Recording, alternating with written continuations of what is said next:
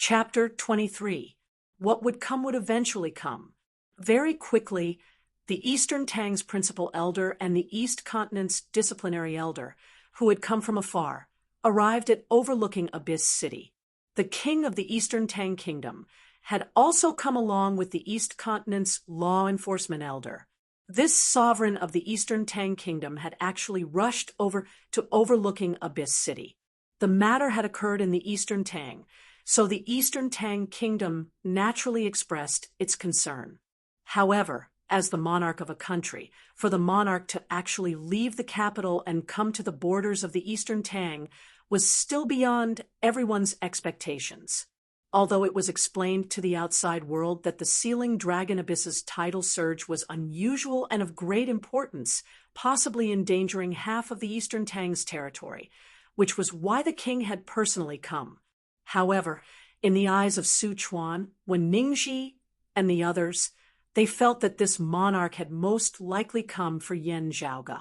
The arrival of the disciplinary elder was obviously disadvantageous to Yan Zhaoge, and the principal elder of the Eastern Tang, Yan Su, was also a member of Yan Zhaoge's second apprentice uncle's faction.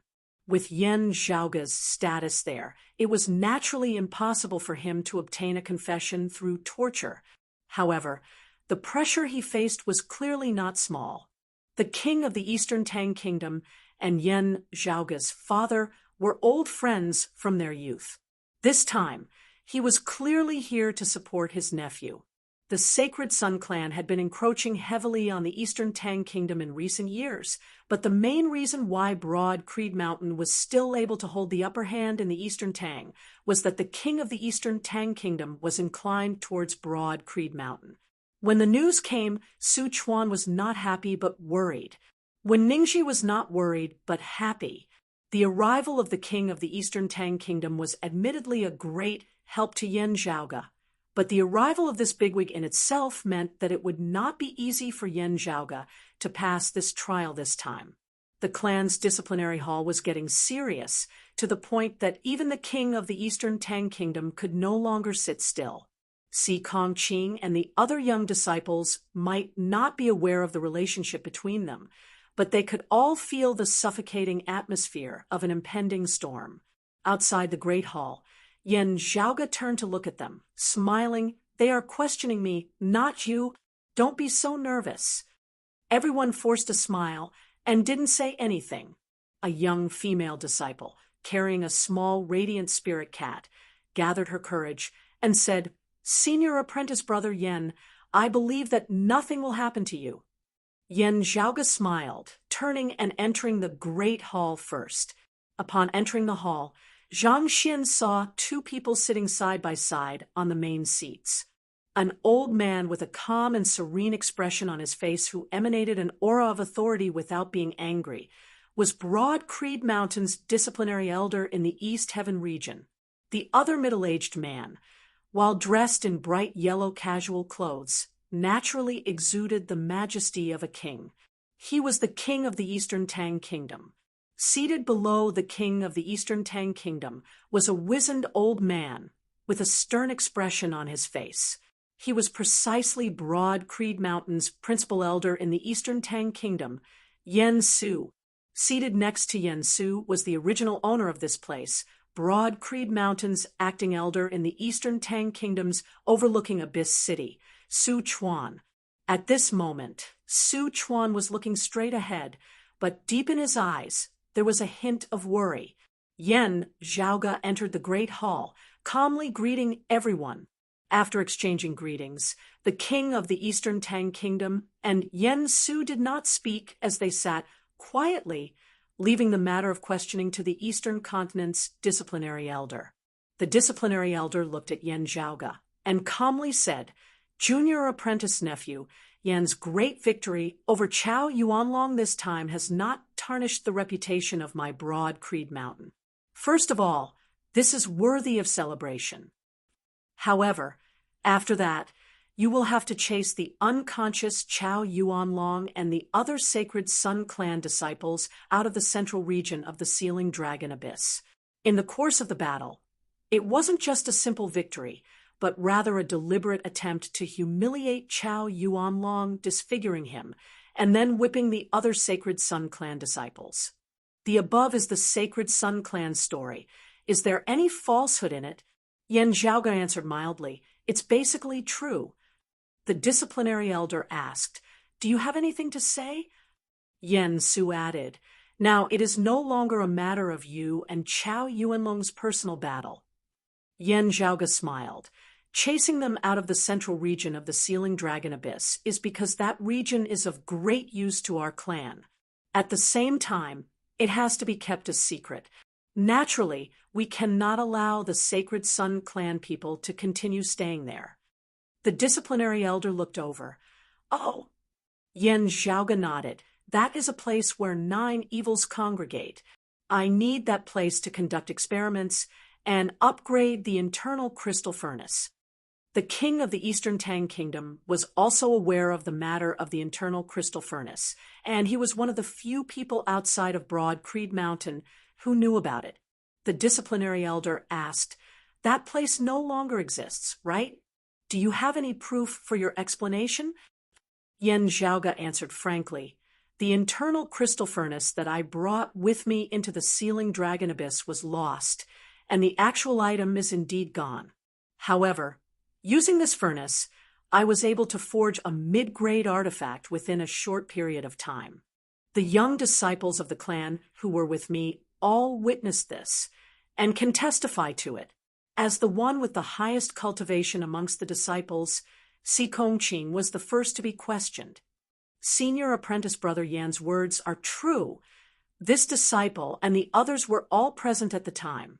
Yan Su looked at Si Kongqing. "How much do you know about the internal crystal furnace? Do you know the principles behind its operation, and how could you determine whether what you said was true or false?" Si Kongqing answered neither too quickly nor too slowly. This disciple's understanding of the internal crystal furnace is limited, and was indeed unable to determine the situation at the time. Everything I said was based on what I could see with my own eyes. Whether or not senior apprentice brother Yen prepared a mid-grade artifact in advance, and then used a concealment technique to replace it with a mortal artifact in order to deceive the heavens, this disciple's cultivation is unable to determine. However, that jet black saber is undoubtedly a mid-grade artifact. Whether or not the place where 9 evils congregate has any effect on the internal crystal furnace, this disciple does not know, but this disciple does recognize the place where 9 evils congregate. Hearing her words, everyone gave her a look. The place where 9 evils congregate was something that most people would not even have heard of, much less know of. Yen Su looked at Si Kongqing, nodding slowly, not saying anything more. The king of the Eastern Tang Kingdom opened his mouth for the first time. According to Miss Sikong's description, that place indeed has the characteristics of the place where 9 evils congregate. The disciplinary elder nodded. "That's right. The place where 9 evils congregate does not always exist. As time passes, there is the possibility of it disappearing." He looked at Yan Zhaoga. "Because of the internal crystal furnace, if you delayed it, you might have missed the opportunity. You acted according to the situation and chased away the Sacred Sun Clan disciples, which could not be considered a mistake. If it can be confirmed that it can further increase the effectiveness of the internal crystal furnace, not only will you not be guilty, you will instead be meritorious. As for the Sacred Sun Clan, the clan will naturally handle it. There is no need for you to make an appearance. However, if a disciple of the Sacred Sun Clan of the younger generation challenges you, seeking you for a spar, you will have to deal with it yourself." Yan Zhaoga laughed. "This is only natural." Although the Sacred Sun Clan's strength was a level higher, as a sacred ground on the same level as the Sacred Sun Clan, even if Broad Creed Mountain judged Yan Zhaoga to be in the wrong, it would still be their own internal punishment, while they would definitely face it head-on against outsiders, not showing any signs of weakness in front of the Sacred Sun Clan. Even if it was an internal punishment in a situation like this, it would also not be too severe. It would only be to teach the clan's disciples not to be frivolous and impetuous, causing unnecessary trouble for the clan. Yan Zhaoge knew that what came next was the real highlight. Indeed, the disciplinary elder changed the topic. The matter of the Sacred Sun clan will temporarily end here. Regarding the death of our clan's disciple Yi Jing in the sealing dragon abyss, as the martial scholar leading the group, do you have anything to say, junior apprentice nephew Yen? Yen Su continued. Within the shrouded black fog, what exactly did you do to cause Yi Jing to be so resentful and unresigned before his death? Chapter 24. Hearing Yen Su's question, Yan Zhaoge raised his eyebrows slightly. Elder Yen, who do you think junior apprentice brother Yi died? Because of? Yen Su looked coldly at Yan Zhaoge. What kind of situation is this? Is there any room for you to question me? What you need to do is to answer truthfully. There is no room for lies or sophistry. Yan Zhaoge laughed. If I remember correctly, today is an inquiry, not an interrogation. Even if it is an interrogation, it should not be you, the principal elder of the Eastern Tang, interrogating me. If you presume that I am at fault, then where is the evidence? Yen Su was not angered, as he said indifferently, that seedily flame true fire. Whose hands is it in now? Yan Zhaoge was surprised. In mine. Yen Su turned to look at Sikong Qing. Before Yi Jing died, did he say anything? Sikong Qing was silent for a moment before answering truthfully. He called senior apprentice brother Yen by his name. How did he call him? Anger, unwillingness, and resentment. The disciplinary elder waved his hands, his gaze calm and focused as he looked at Yan Zhaoge, junior apprentice nephew. Yan, regarding Yi Jing's death in the sealing dragon abyss, as the leading martial scholar, what do you have to say? He simply repeated his earlier question, but his tone was a little more serious. Yan Zhaoge said, First of all, junior apprentice brother Ye's current status is unknown. He is not already dead. The disciplinary elder asked without batting an eyelid, Why do you say that? What exactly happened? Yan Zhaoge took out a letter, smiling. As a martial scholar leading fellow disciples on a tempering mission, I naturally have to compile a report of what happened here. It's just that before I could deliver it to the clan, I received news that you were coming, so I might as well leave it here, directly handing it over to you all. The disciplinary elder was silent for a moment before he nodded. This time, this old man originally also wanted to bring your letter back with me. He received the letter, and after reading it, his gaze wavered slightly before he passed it over to Yen Su. Yen Su looked through it, his brows furrowed. Your internal crystal furnace fell into the abyss, causing it to explode, destroying Yi Jing's fleshly body. However, Yi Jing had a treasure that protected his soul, but his whereabouts are unknown. Yan Zhaoge said, That treasure is extremely unique. I have a premonition that junior apprentice brother Yi will return to us before long. At that time, my words will finally be proven. Of course, he might still resent me because of the internal crystal furnace's explosion. The king of the Eastern Tang Kingdom frowned. If what you say is true, then Yi Jing's current cultivation should only be at the mid-Qi guiding stage, right? Usually, entering the dragon sealing abyss alone is already a near-death experience, not to mention now that only my soul is left and I've fallen into the abyss. Yan Zhaoge said slowly. The aura that instantly erupted from that accompanying treasure of his is extremely powerful and cannot be underestimated. Yen Su stared coldly at Yan Zhaoge. Yi Jing not returning, what do you have to say? The law enforcement elder then asked, The seed of the Li Yen true fire, was it struck by the tide of the sealing dragon abyss and fell in front of you? Yan Zhaoge said, Precisely so. The three bigwigs all stared at Yan Zhaoge, remaining silent. Yan Zhaoge said calmly, From start to end, it was only junior apprentice brother Yi who had a one-sided opinion of me. As long as he did not take the initiative to provoke me, to me, he was no different from any other junior apprentice brother. As for the seed of the Li Yen true fire, I believe that the clan will prioritize the development of the internal crystal furnace. If I want to obtain it, it will be very easy. Even if junior apprentice brother Yi was insensible and fought with me over the fire seed, I would still give him a lesson, not to the extent of killing him.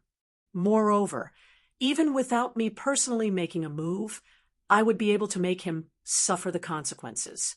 Yan Zhaoga's tone was calm. It was written in my report, and I believe that the news that you all received earlier also mentioned it. Junior apprentice brother Yi is acquainted with the ghost hatchet elder, Han Sheng. The law enforcement elder frowned. What does this have to do with this matter? Yen Su said indifferently, "It is true that old Monster Han has enmity with this old man, but that is a personal grudge and has nothing to do with the clan. Yi Jing being acquainted with him is not a big deal. Even this old man will not hold any grudges against him because of this. If old Monster Han is willing to let bygones be bygones, so what if this enmity is resolved? This old man is fine with it." Yan Zhaoga laughed. "That's true. In both of our clashes, it was you who gained the upper hand, while Han Sheng lost out." But following that, the smile on Yan Zhaoga's face gradually disappeared. However, this matter is not as simple as a personal grudge. The ghost hatchet elder Han Sheng is related to the abnormalities in the ceiling dragon abyss this time. As these words left his mouth, the entire hall was shocked. The disciplinary elder, the king of the Eastern Tang Kingdom, and Yen Su all straightened their bodies, their gazes bright as they stared at Yan Zhaoga. "What basis do you have for this judgment?" The pressure of the three martial grandmasters caused the entire great hall to resemble a furnace. Yan Zhaoga laughed. Everyone present at that time can testify that when the ghost hatchet elder first appeared, he still had not discovered junior apprentice brother Yi, and his first words were, "Who was it that spoiled this old man's good business?" Then, we have to think about what the ghost hatchet elder's good business was. Saying thus, Yan Zhaoga handed over 2 crystals, one of which contained the red light that had newly appeared within the black fog beneath the ceiling dragon abyss. The other, however, contained this indistinct silhouette. It was the evil silhouette that Yan Zhaoga had previously abandoned the seed of Li Flame true fire to pursue. Yan Zhaoga looked straight at Yen Su. "Elder Yen, you are most familiar with the ghost hatchet elder. Having seen this thing, have you discovered anything?" Yen Su received the crystal, carefully analyzing it. The gazes of the disciplinary elder and the king of the Eastern Tang Kingdom were similarly focused on him. After a while, Yen Su let out a long breath, saying in a heavy tone, "I don't know what kind of evil technique it is, but it is indeed the handiwork of old Monster Han." Yan Zhaoga calmly described the process of encountering the evil silhouette as well as the process of capturing it. The 3 martial grandmasters present all fell into deep thought. The abnormalities in the ceiling dragon abyss were no small matter, because it involved the earth domain of the past, the current hell. After a long time, the disciplinary elder raised his head, asking, "You mean that Yi Jing is in cahoots with Han Sheng?" Yan Zhaoga shook his head. "I do not mean that. Junior apprentice brother Yi is acquainted with the ghost hatchet elder, even addressing him as brother. This is a fact. The ghost hatchet elder is related to the abnormalities in the ceiling dragon abyss. This is also a fact. How junior apprentice brother Yi is acquainted with the ghost hatchet elder, how much he knows about the matters of the ceiling dragon abyss, how much he knows about the ghost hatchet elder, whether he has any other intentions in entering our clan. These are all uncertain matters that require further investigation," Yan Zhaoga said. "Saying all this, I only want to say that if I wanted to make things difficult for junior apprentice brother Yi, I would not have to do it myself at all." Yen Su and the others simultaneously fell silent. As Yan Zhaoga had said, with such a thing happening, Even if the clan would not use extreme methods to deal with Yi Jing, a large amount of investigation would still be unavoidable. Just this alone would already be more than enough for Yi Jing to bear. Even Yan Zhaoge's eldest apprentice uncle would have to reconsider whether or not he would accept Yi Jing as a disciple. At the very least, they would have to wait for the investigation to reach a definite conclusion. As I said before, junior apprentice brother, Yi is not dead. That treasure of his seems to have some rather unique aspects. Perhaps it can help him reconstruct his fleshly body. When he appears again, many things will be known directly from him. I don't mind being his witness. At the end of his words, Yan Zhaoge laughed lightly. At that time, we can perform the blood-soul recollection, recreating the scene from before. No one will have to worry about the other going back on his word. Yan Su asked in a heavy tone, "It's still the same. What if Yi Jing never appears? 3 years, 2 years, 1 year? Or even shorter?" Yan Zhaoge said mildly, "As long as no one intentionally wants him to never appear again." Yan Su's face was as sunken as water. Leaning back in his chair, the king of the Eastern Tang Kingdom nodded slightly as he looked at Yan Zhaoge. The disciplinary elder pondered for a moment before saying, "I will report the entire process of today's interrogation to the clan. Personally, I believe in your words, junior apprentice nephew, Yan. But as you say, I hope that time will be able to thoroughly prove your innocence. If Yi Jing can still be alive, it will also be a joyous matter, and the clan will also continue to search for his whereabouts." At the end of the day, there was still no concrete evidence to prove that Yan Zhaoge had intentionally caused Yi Jing's death. It could not even be said to have been an unintentional mistake. Chapter 25. The mountain gate had reacted so quickly, and the reaction was so big. Someone must have added fuel to the fire and made a snitch after leaving the sealing dragon abyss. Other than the martial practitioners of the Eastern Tang Kingdom, those of Broad Creed Mountain were either from overlooking Abyss City or the Spirit Wind Canyon. Between Su Chuan and Ningji, the latter was undoubtedly more suspicious. These past 2 days, Yan Zhaoge had also asked who to investigate Ningji. The latter's relationship with the clan's assignment hall's elder Chui was naturally no longer a secret. Yan Su glanced indifferently at Yan Zhaoge when Ningji reported it to this old man, who then passed it on to the clan. This old man is in charge of the Eastern Tang, and is also in charge of the Spirit Wind Canyon's affairs.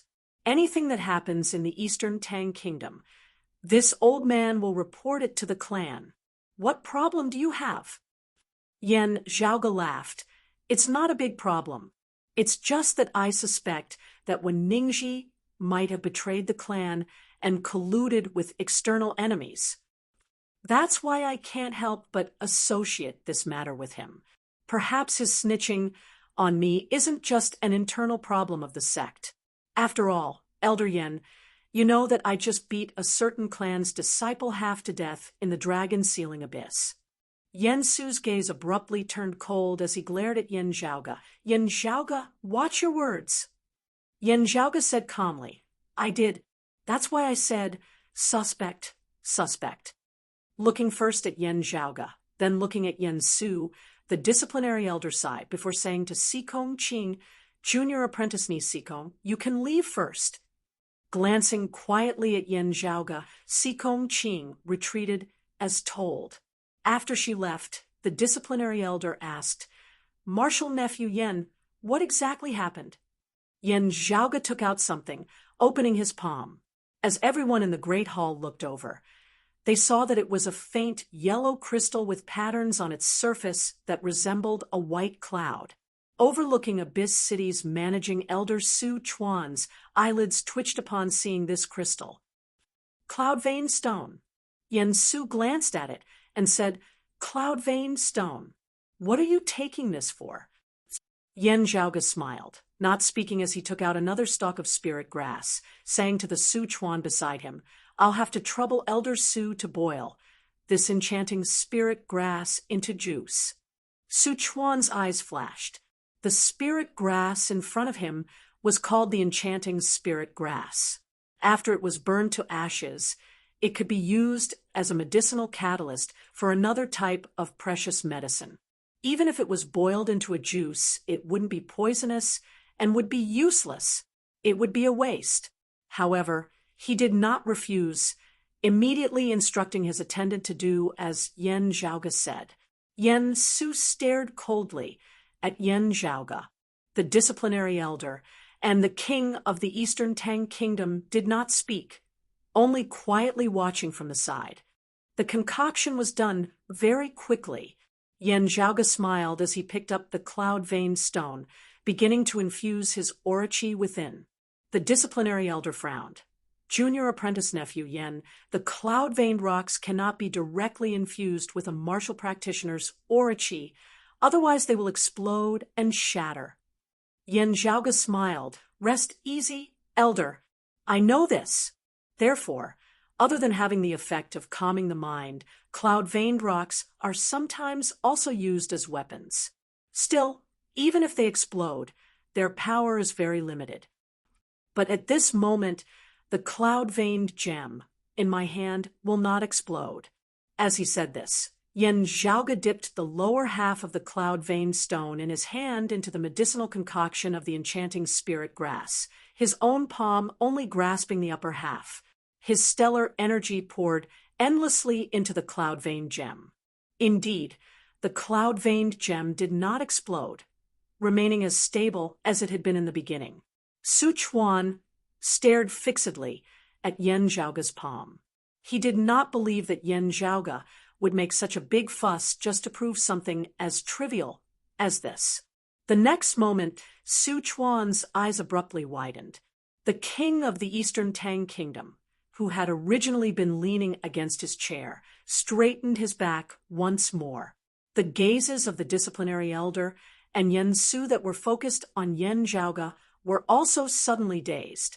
Before their eyes, the cloud-like patterns on the surface of the cloud-veined gem in Yan Zhaoga's hand suddenly became gentler, as a milky white liquid seeped out from within, merging with the medicinal concoction of the enchanting spirit grass, resembling milk as it floated on the surface of the concoction.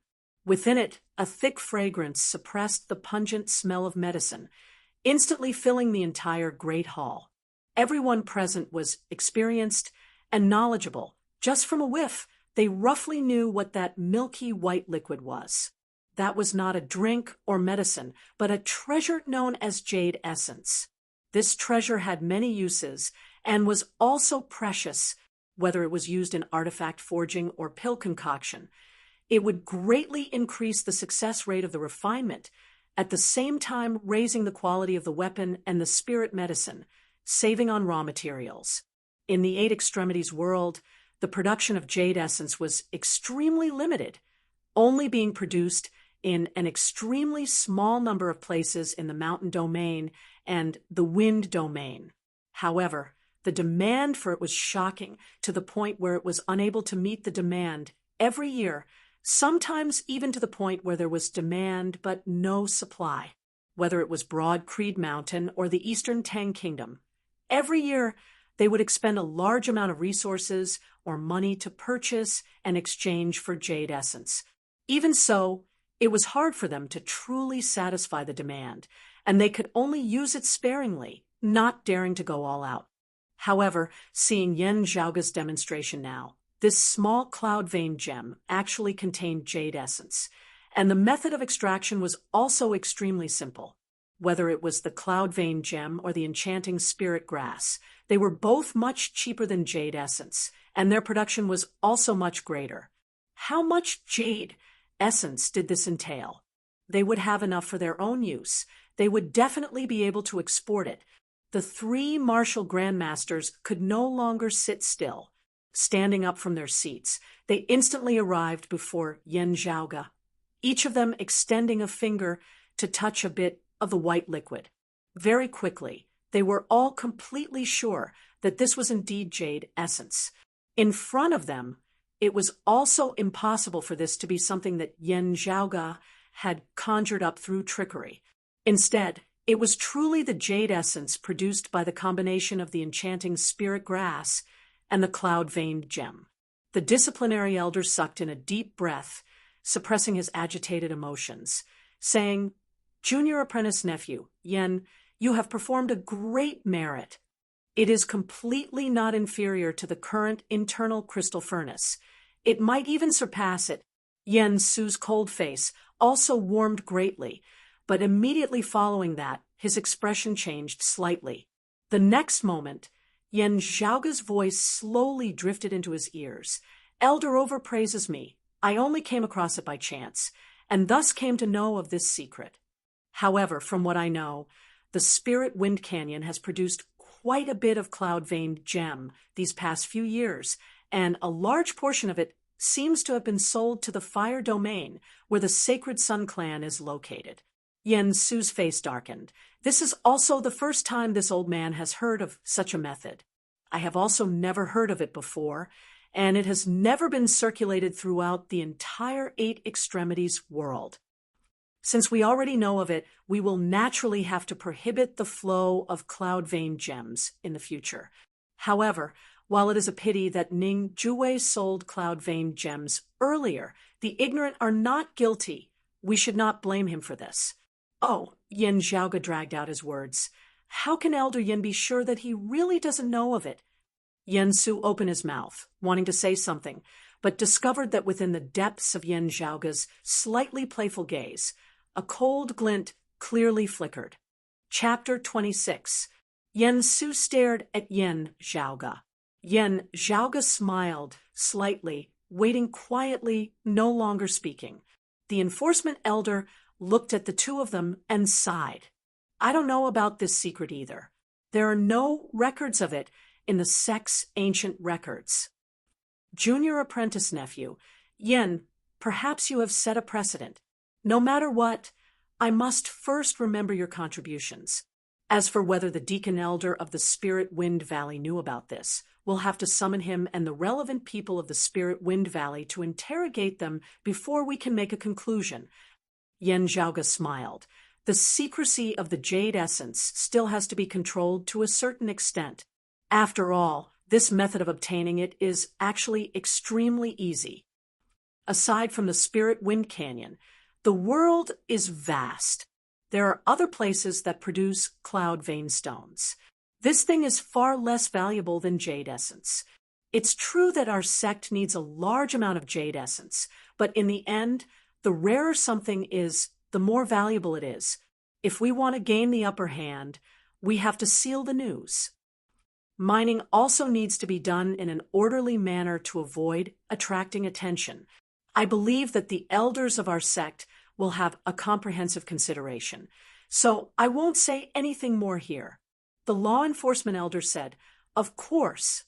Glancing at Yen Su, he slowly said, "This matter is of great importance and is no longer just a problem of the Eastern Tang.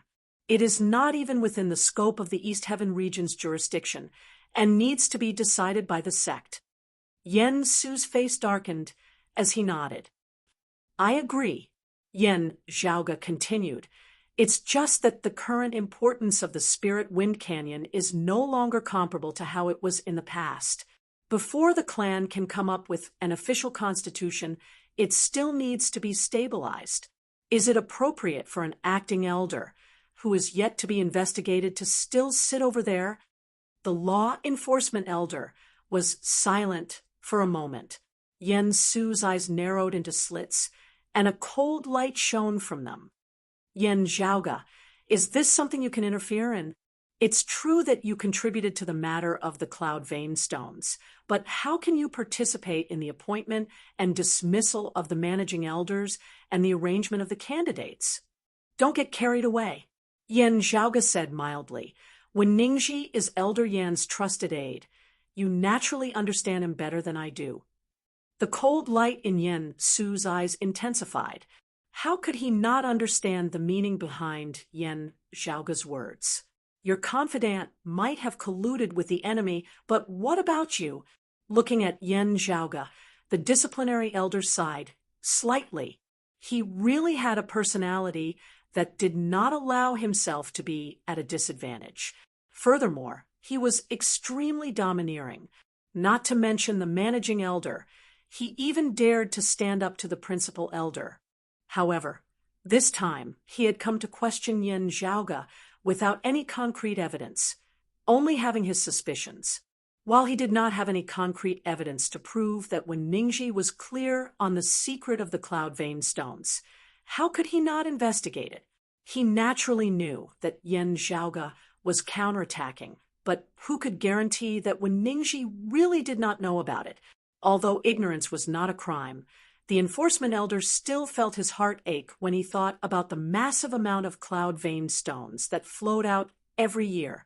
As for when Ningxi snitching on Yan Zhaoga, that was instead more likely due to the conflict between factions and the matter with Elder Cui back then.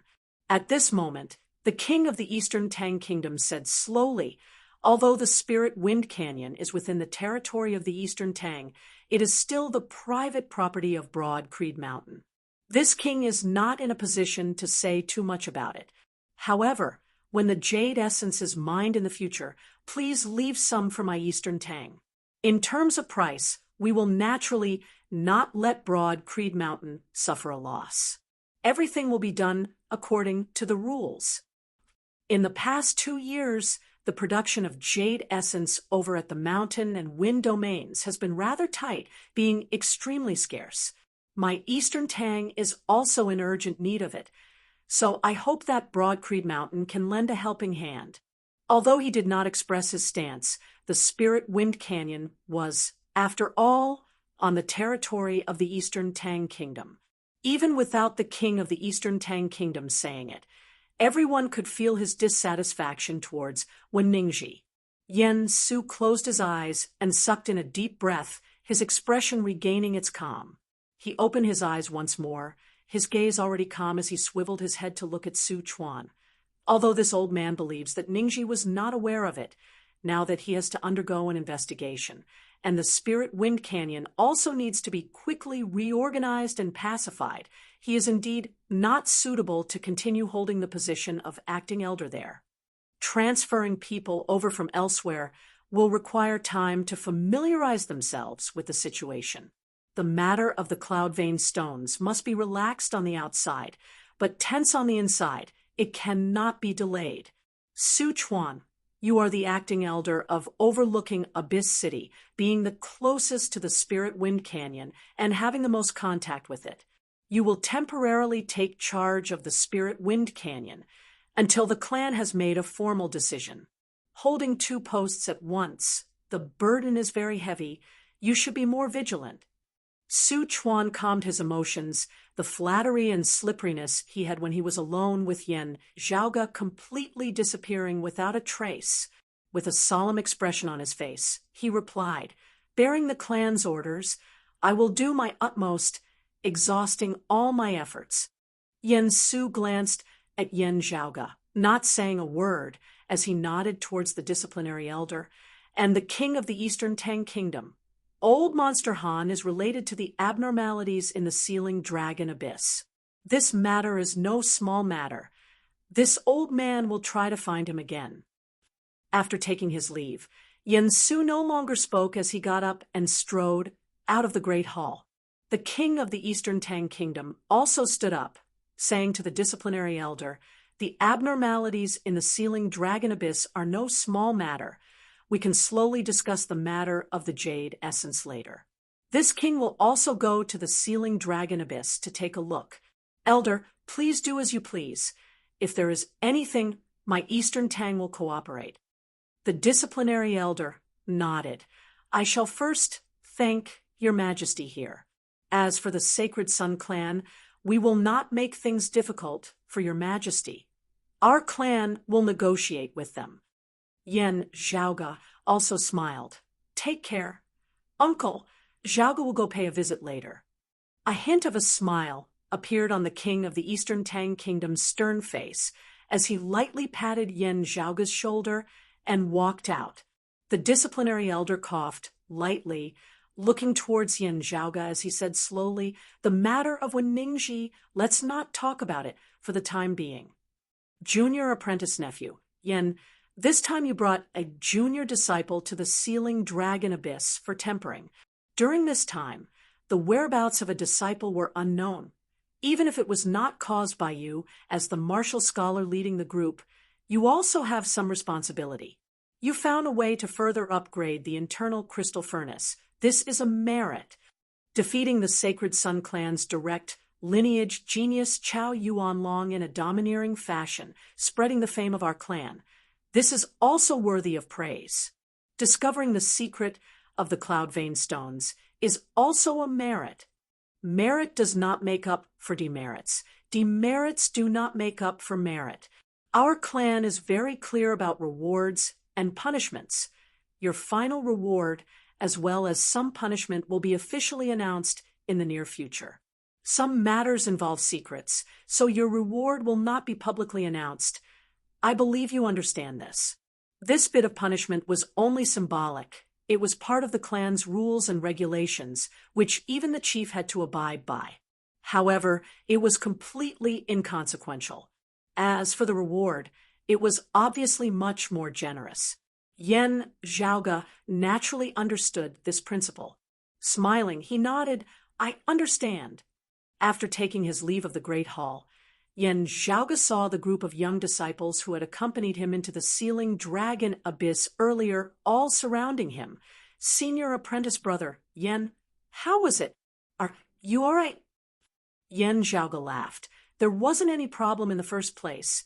It was fine as long as I made things clear with the elders. What problem could there be? However, some people are going to have problems." On that day, the acting elder of the Spirit Wind Canyon, when Ningji was temporarily relieved of his position and was summoned for questioning by the East Region's disciplinary elder. Chapter 27. When Ningji had received the disciplinary elder's summons, he had still thought that it was because of Yen Zhaoge. When he arrived at overlooking Abyss City and found out that he was going to be interrogated, he was dumbfounded. No matter how hard he racked his brains, he still couldn't understand why he had to be investigated. When he understood what was going on, he couldn't help but be dumbfounded, although it was only a temporary dismissal. After this incident, even if Ningji passed the investigation, it would be difficult for him to return to the Spirit Wind Valley. Being able to be transferred to another place as a deacon was already the best outcome for him.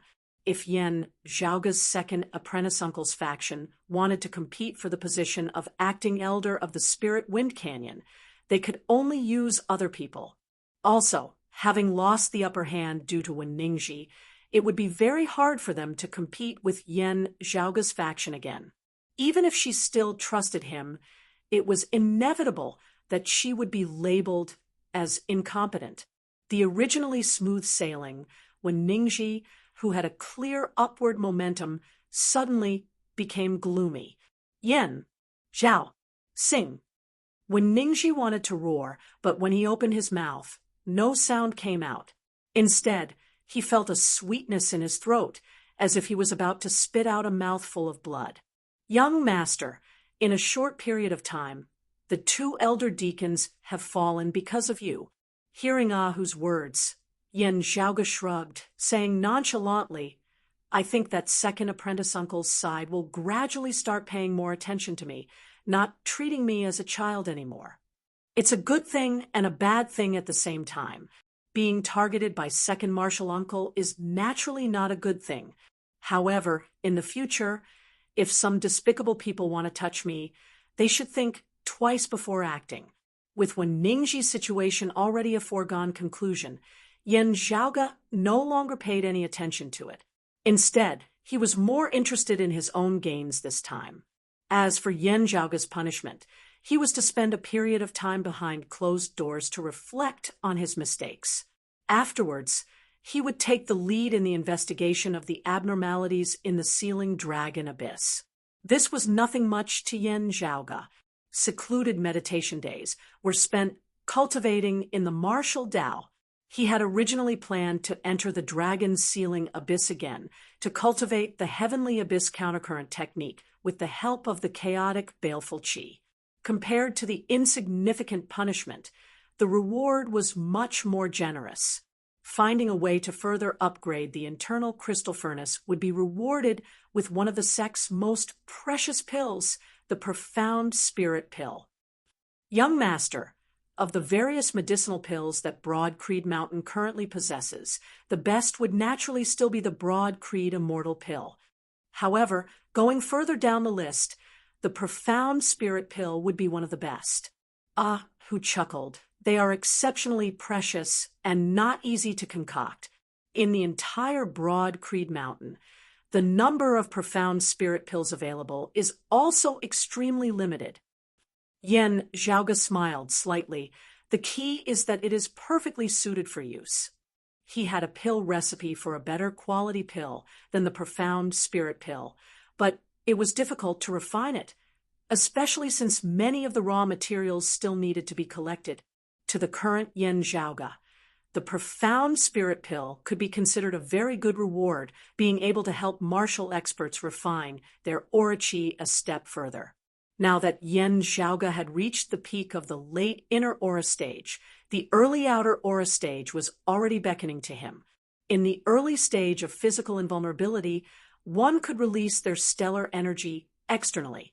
In the middle stage of physical invulnerability, one could condense their stellar energy into something real. They could control their qi within 100 steps and train their qi to take form. In order to advance from the early stage of physical invulnerability to the middle stage of physical invulnerability, a martial artist had to further condense their own gang qi. This was a very crucial step. It could be said that this was precisely the most suitable pill for Yen Zhaoge to consume now. For the clan to give out this reward, they had obviously taken this into consideration and had not made a blind decision. Of course, refining one's own gang qi was not only helpful in advancing from the early stage to the middle stage of physical invulnerability, but would also be beneficial in future cultivation. Ahu gave a simple and honest smile. But with young master's talent, even without the profound spirit pill, breaking through from the early stage to the middle stage of physical invulnerability would be as easy as lifting a finger. If I had to say, this second reward is still better. After defeating Chao Yuanlong, Yen Zhaoge's reward was to be able to enter the third level of the clan's martial repository once after returning to the Broad Creed Mountain. Within the martial repository, there were all sorts of top-notch martial arts manuals of Broad Creed Mountain's lineage recorded within. Generally speaking, new disciples could not enter the martial repository, but if they occasionally obtained a large reward, they could enter the first level. Elite disciples could freely enter the first level, and if they occasionally obtained a large reward, they could enter the second level. Core, direct disciples like Yen Zhaoge could freely enter the first and second levels, and if they occasionally obtained a large reward, they could enter the third level. Although Yen Zhaoge knew the contents of the various supreme martial arts stored within the Divine Palace before the Great Calamity as a disciple of Broad Creed Mountain, and also the face of the younger generation, cultivating in Broad Creed Mountain's supreme martial arts was also a must. Moreover, after the Great Calamity, while the various sacred grounds had inherited the legacies of their predecessors, they also had their own unique and innovative ideas. Yen Zhaoge combining the two and corroborating them would also be more beneficial for him in researching the Divine Palace. As long as he grasped the scale and allocated his time, well, his gains would only be greater. However, this reward would have to wait until Yen Zhaoge had returned to the mountain. Unlike the profound spirit pill, which had already been delivered to Yen Zhaoge in overlooking Abyss City. Yen Zhaoge snapped his fingers. Actually, the third reward is the best. Unearthing the secrets of the Cloud Vein stones and finding a way to obtain a large amount of jade essence for the clan, the reward was not something tangible, but rather a special privilege. While Yen Zhaoge was active within the East Heaven region, if anything happened, he would be directly responsible to the East Heaven region elder. Yen Zhaoge, on the contrary, liked this reward even more than the profound spirit pill and the chance to enter the third level of the martial repository. Ah Hu chuckled. This way, whatever young master wants to do in the Eastern Tang Kingdom, that old fella Yen Su will not be able to obstruct you. Whatever you want to do, you also won't need to inform him. Yen Zhaoge said, That's not entirely true. After all, he is in charge of the Eastern Tang. If he wants to trip me up, it would still be very easy. Moving him won't be as easy as moving against Old Man Shui, or when Ningxi. Ahu smiled. That Elder Su is indeed a sensible person. After coming out, he told me that if young master has any needs, he could just instruct me, and he would prioritize the resources stored in the Spirit Wind Canyon and overlooking Abyss City to supply them to young master. Yen Zhaoge nodded. He still had to stay in the Sealing Dragon Abyss for quite some time. With his own people by his side, it would undoubtedly be much more convenient. However, even if Yen Su doesn't deal with me for the time being, he will still keep an eye on Su Chuan. With Wen Ningxi having made a mistake, Yen Su's momentum had been temporarily suppressed by Yen Zhaoge and the king of the Eastern Tang Kingdom. If he were to choose someone from their faction, Yen Zhaoge and the king would definitely not agree. However, if he were to choose someone from Old Man Yan's faction, as soon as he took the position, it was very likely that his temporary position would become permanent. Su Chuan, on the other hand, was different. He belonged to Old Man Yan's faction, but had not yet resigned from his position as overlooking Abyss City's acting elder. Yen Su had not chosen someone from elsewhere, instead allowing Su Chuan to hold both the positions of overlooking Abyss City and the Spirit Wind Canyon. Instead, he had achieved the effect of retreating in order to advance. When the clan officially decided on the person to be in charge of the Spirit Wind Canyon, there would be even more opportunities for him. At the same time, with the strange happenings in the Sealing Dragon Abyss and the changes in the Spirit Wind Canyon, with Su Chuan holding two positions, the burden would be even greater and the pressure would be even heavier. Chapter 28.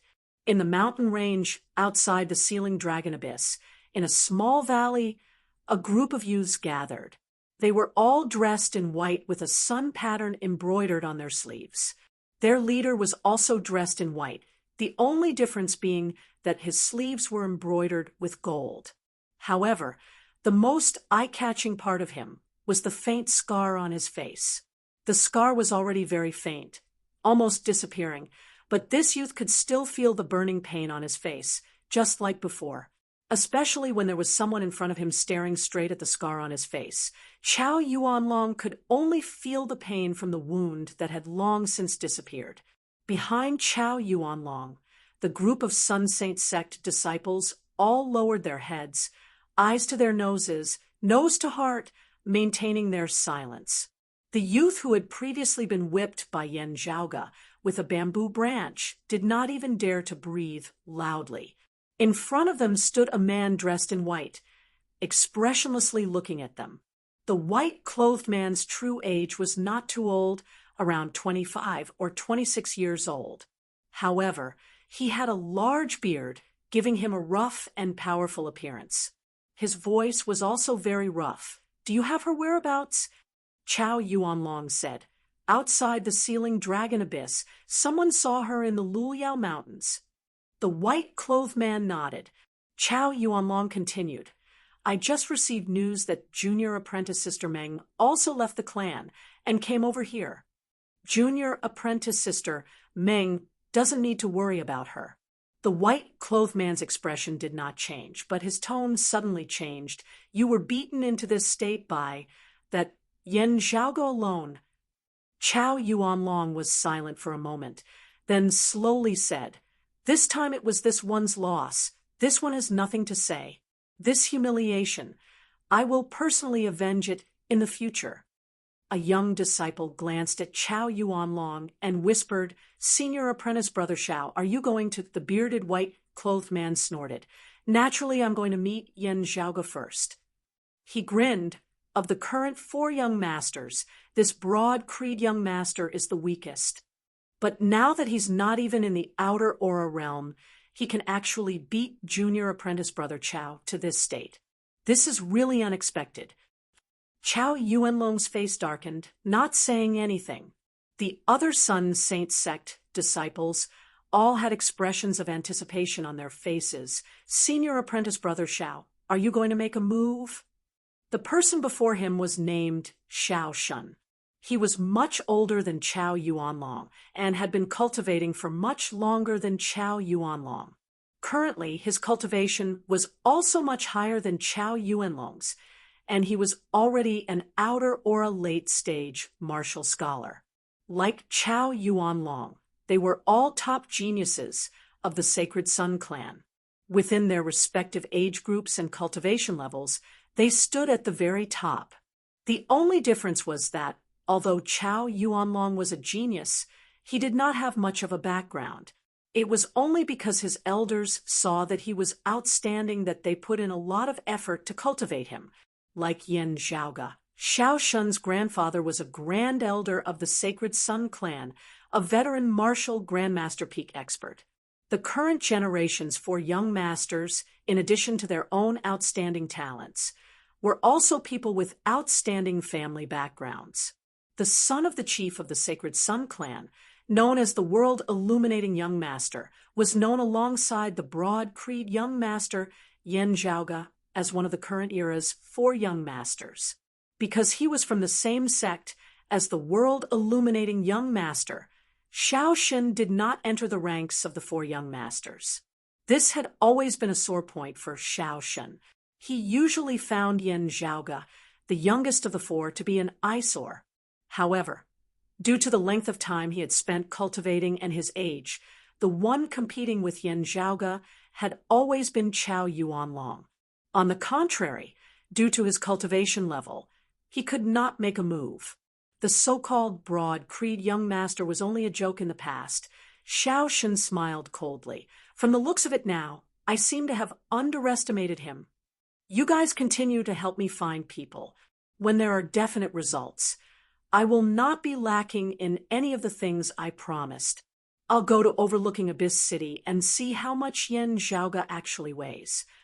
After the interrogation, Yen Zhaoge remained in Overlooking Abyss City. From time to time, he would enter the Sealing Dragon Abyss, borrowing the chaotic streams of baleful qi within to cultivate and temper his aura qi. Other than cultivating in the Sealing Dragon Abyss, Yen Zhaoge did not relax even when he was in Overlooking Abyss City. Within the secluded room, Yen Zhaoge stood on the ground and assumed a fist stance. His entire aura immediately changed. His posture looked a little comical, resembling that of a large ape. However, Yen Zhaoge's entire body emanated a vicious, bloody aura. The muscles on his body bulged, and the large tendons beneath them pulsed nonstop, resembling a suppressed, enraged dragon that was thrashing about. In an instant, he seemed to have transformed into an ancient demonic ape, incomparably ferocious. Yen Zhaoge nodded in satisfaction. The Six Spirits Demonic Fist is indeed a good martial art. The Six Spirits Demonic Fist was one of the peak martial arts stored within the Divine Palace before the Great Calamity. It originated from the observation of 6 powerful demonic beasts and was created. Afterwards, it gradually evolved into a secret martial art of the demonic Tao. 6 fist techniques. Any one of them was an incredible martial arts technique. Yen Zhaoge's current body had already reached the martial scholar realm, transforming his inner qi into aura qi, and even reaching the late inner aura stage. However, as Yen Zhaoge saw it, the foundation he had laid down during his body refinement realm still had room for improvement. Therefore, he had specifically chosen the Six Spirits Demonic Fist to retrain his muscles and bones. A journey of 1,000 miles begins with a single step. Ever since his second transmigration to this world and becoming the new owner of this body, Yen Zhaoge had always been doing this kind of training. Chao Yuanlong, who had always been on par with his body's original owner, had now been beaten like a dead dog by the current Yan Zhaoge. It wasn't that he was too weak, but rather that Yan Zhaoge's improvements were all round. Not only were his sword techniques more exquisite, his horizons more profound, his body's foundation had also become stronger. Having finished practicing the mighty ape demonic fist, Yan Zhaoge's figure changed as he assumed another stance. With a low snort, Yan Zhaoge's entire body's muscles tightened. Beneath his skin, countless large tendons twisted together, propping up his skin, causing his originally tough skin to become even stronger.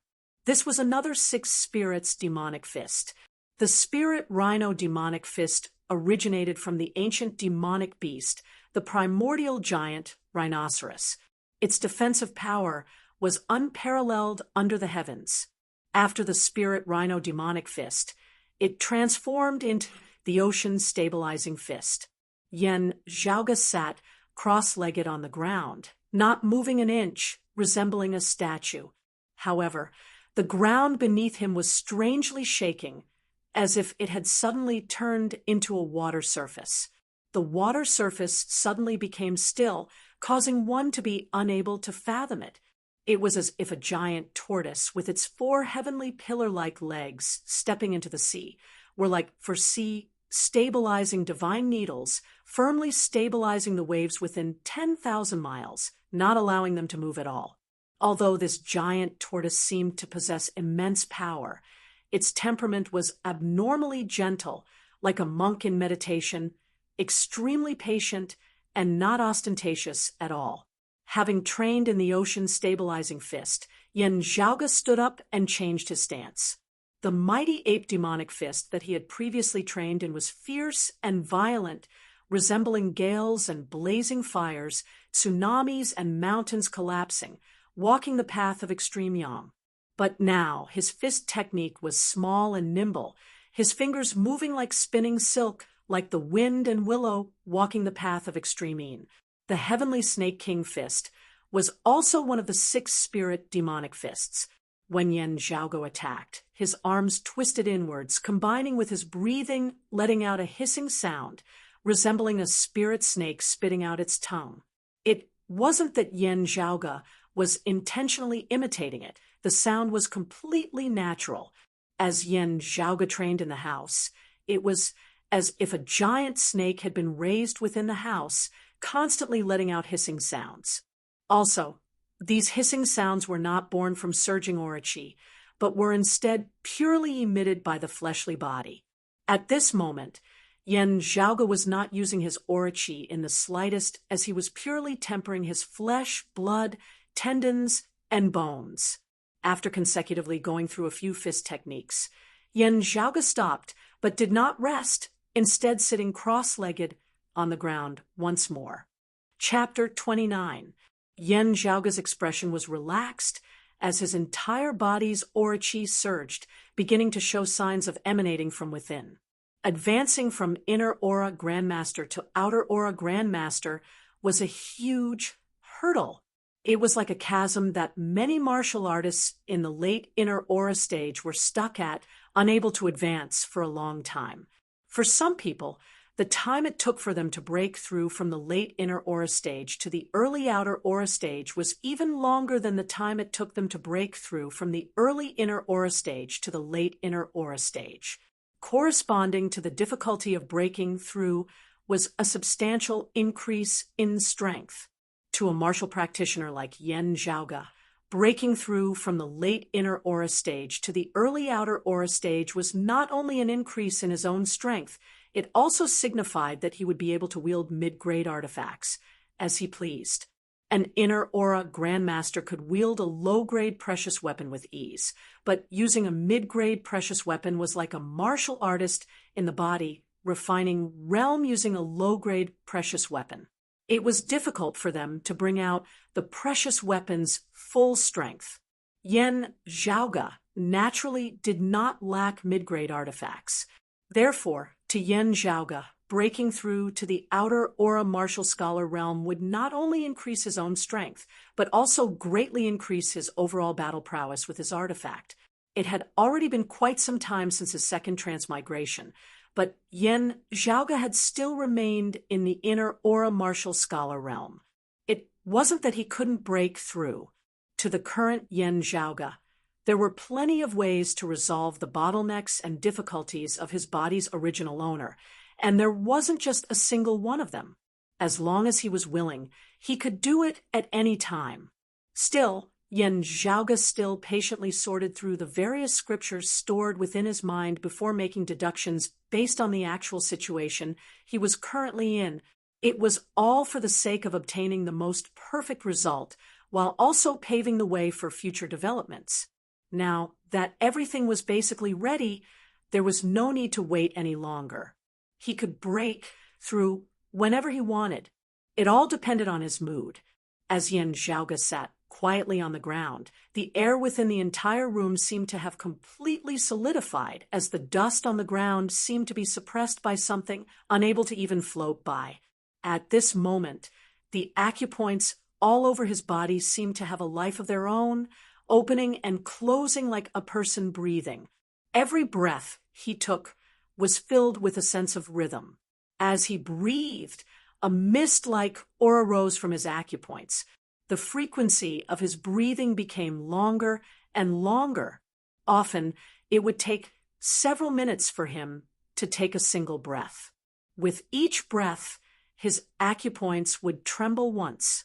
Gradually, Yen Zhaoge's entire body seemed to be enveloped by a faint layer of white smoke, his entire person resembling a statue of pure white as he sat there silently, seemingly in the midst of preparing something. Suddenly, Yen Zhaoge's body trembled for a moment, the white mist that was sticking closely to his skin breaking apart, like porcelain, dense cracks that resembled spiderwebs appearing on its surface. Streaks of formless and colorless stellar energy flowing with a faint metallic luster shot out of these cracks, leaving marks in the air. A long roar that resembled the roar of a dragon resounded from Yen Zhaoge's mouth, growing louder and stronger. The cracks on its body grew denser and denser. At the end, the roar of a dragon had already become deafening as the outer cover formed of white smoke on Yen Zhaoge's body finally shattered completely. Vigorous and sharp, condensed and ferocious aura chi circulated unceasingly around Yen Zhaoge's body, showing off its sharpness. Yen Zhaoge opened his eyes, smiling slightly as he released and retracted his aura chi as he wished. With a thought, the gang chi he released instantly disappeared without a trace. Releasing aura chi, the outer aura martial scholar realm achieved. Yen Zhaoge closed his eyes once more, beginning to use his aura chi to permeate his bones, tempering and strengthening his marrow. Under his relentless efforts, Yen Zhaoge could already feel his chi and blood undergoing a massive change. Bone marrow producing blood. Through the cleansing of the bone marrow, a martial practitioner's chi and blood would naturally be strengthened correspondingly. Cultivating in the martial Tao was a process of unceasingly strengthening one's body. Body refinement martial practitioners had the 3 stages of the fleshly body, meridian opening and chi directing. Of these, the late fleshly body stage, where the bones and blood resonated in unison, was the first time that martial arts would be applied to one's bones, causing the hardness and tenacity of one's bones to increase greatly, the agility and strength of one's entire body to rise to a whole new level. At the late chi-directing stage, where the bones were cleansed, it was the first time that martial arts would be practiced to the marrow within the bones. Through the conditioning of one's chi and blood, the inside and the outside becoming one, inner chi penetrating deep into the marrow, thus achieving the initial effect of being reborn. However, the inner chi of a body refinement martial practitioner was far inferior to the aura chi of a martial scholar. Upon reaching the outer aura martial scholar realm, using aura chi to undergo a second cleansing of the marrow, one would obtain yet another leap. The great increase from the inner aura to the outer aura manifested itself in all aspects. Currently looking within his body, Yen Zhaoge could clearly see that the final, minuscule impurities that his inner qi had been unable to cleanse earlier were currently being expelled from his bones bit by bit. While they were small in amount, they were pitch black as ink, all of them being the dregs at the deepest level of his bone marrow. With the impurities cleared, not only had his bone marrow changed, even Yen Zhaoge's bones had become crystalline. Every inch of his bones was perfectly proportioned, pure, well-proportioned, resilient, tough, and powerful. Every new drop of blood within his body was condensed and smooth, vaguely suffused with a silver light resembling mercury. The blood flowing throughout his entire body was already no longer emitting the sound of gushing water, like a river. Amidst the silence, a heaviness could be felt, but it was not sluggish, instead flowing naturally and smoothly. Bones like crystal, blood like mercury. These were precisely the characteristics of an early outer aura martial scholar. It was just that other early outer aura martial scholars, having just completed the external release of their aura chi, would require a long period of time before they could complete the second cleansing of the marrows, reaching the current state of their bodies.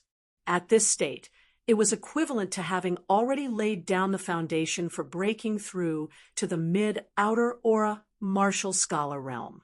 And for Yen Zhaoge to complete all of this, it had only been a short period of time. Having completed his cultivation, Yen Zhaoge smiled, standing up and taking out a small porcelain bottle. Within the bottle was poured out a black medicinal pill, white steam rising from its surface, as though it was enveloped by clouds and smoke. The surface of the black medicinal pill even had a faint glow circulating about it, resembling black jade. This was the clan's reward, the profound spirit pill, already in Yen Zhaoge's hands. Although he had already successfully broken through to the early outer aura martial scholar realm, Yen Zhaoge was not in a rush to consume the pill.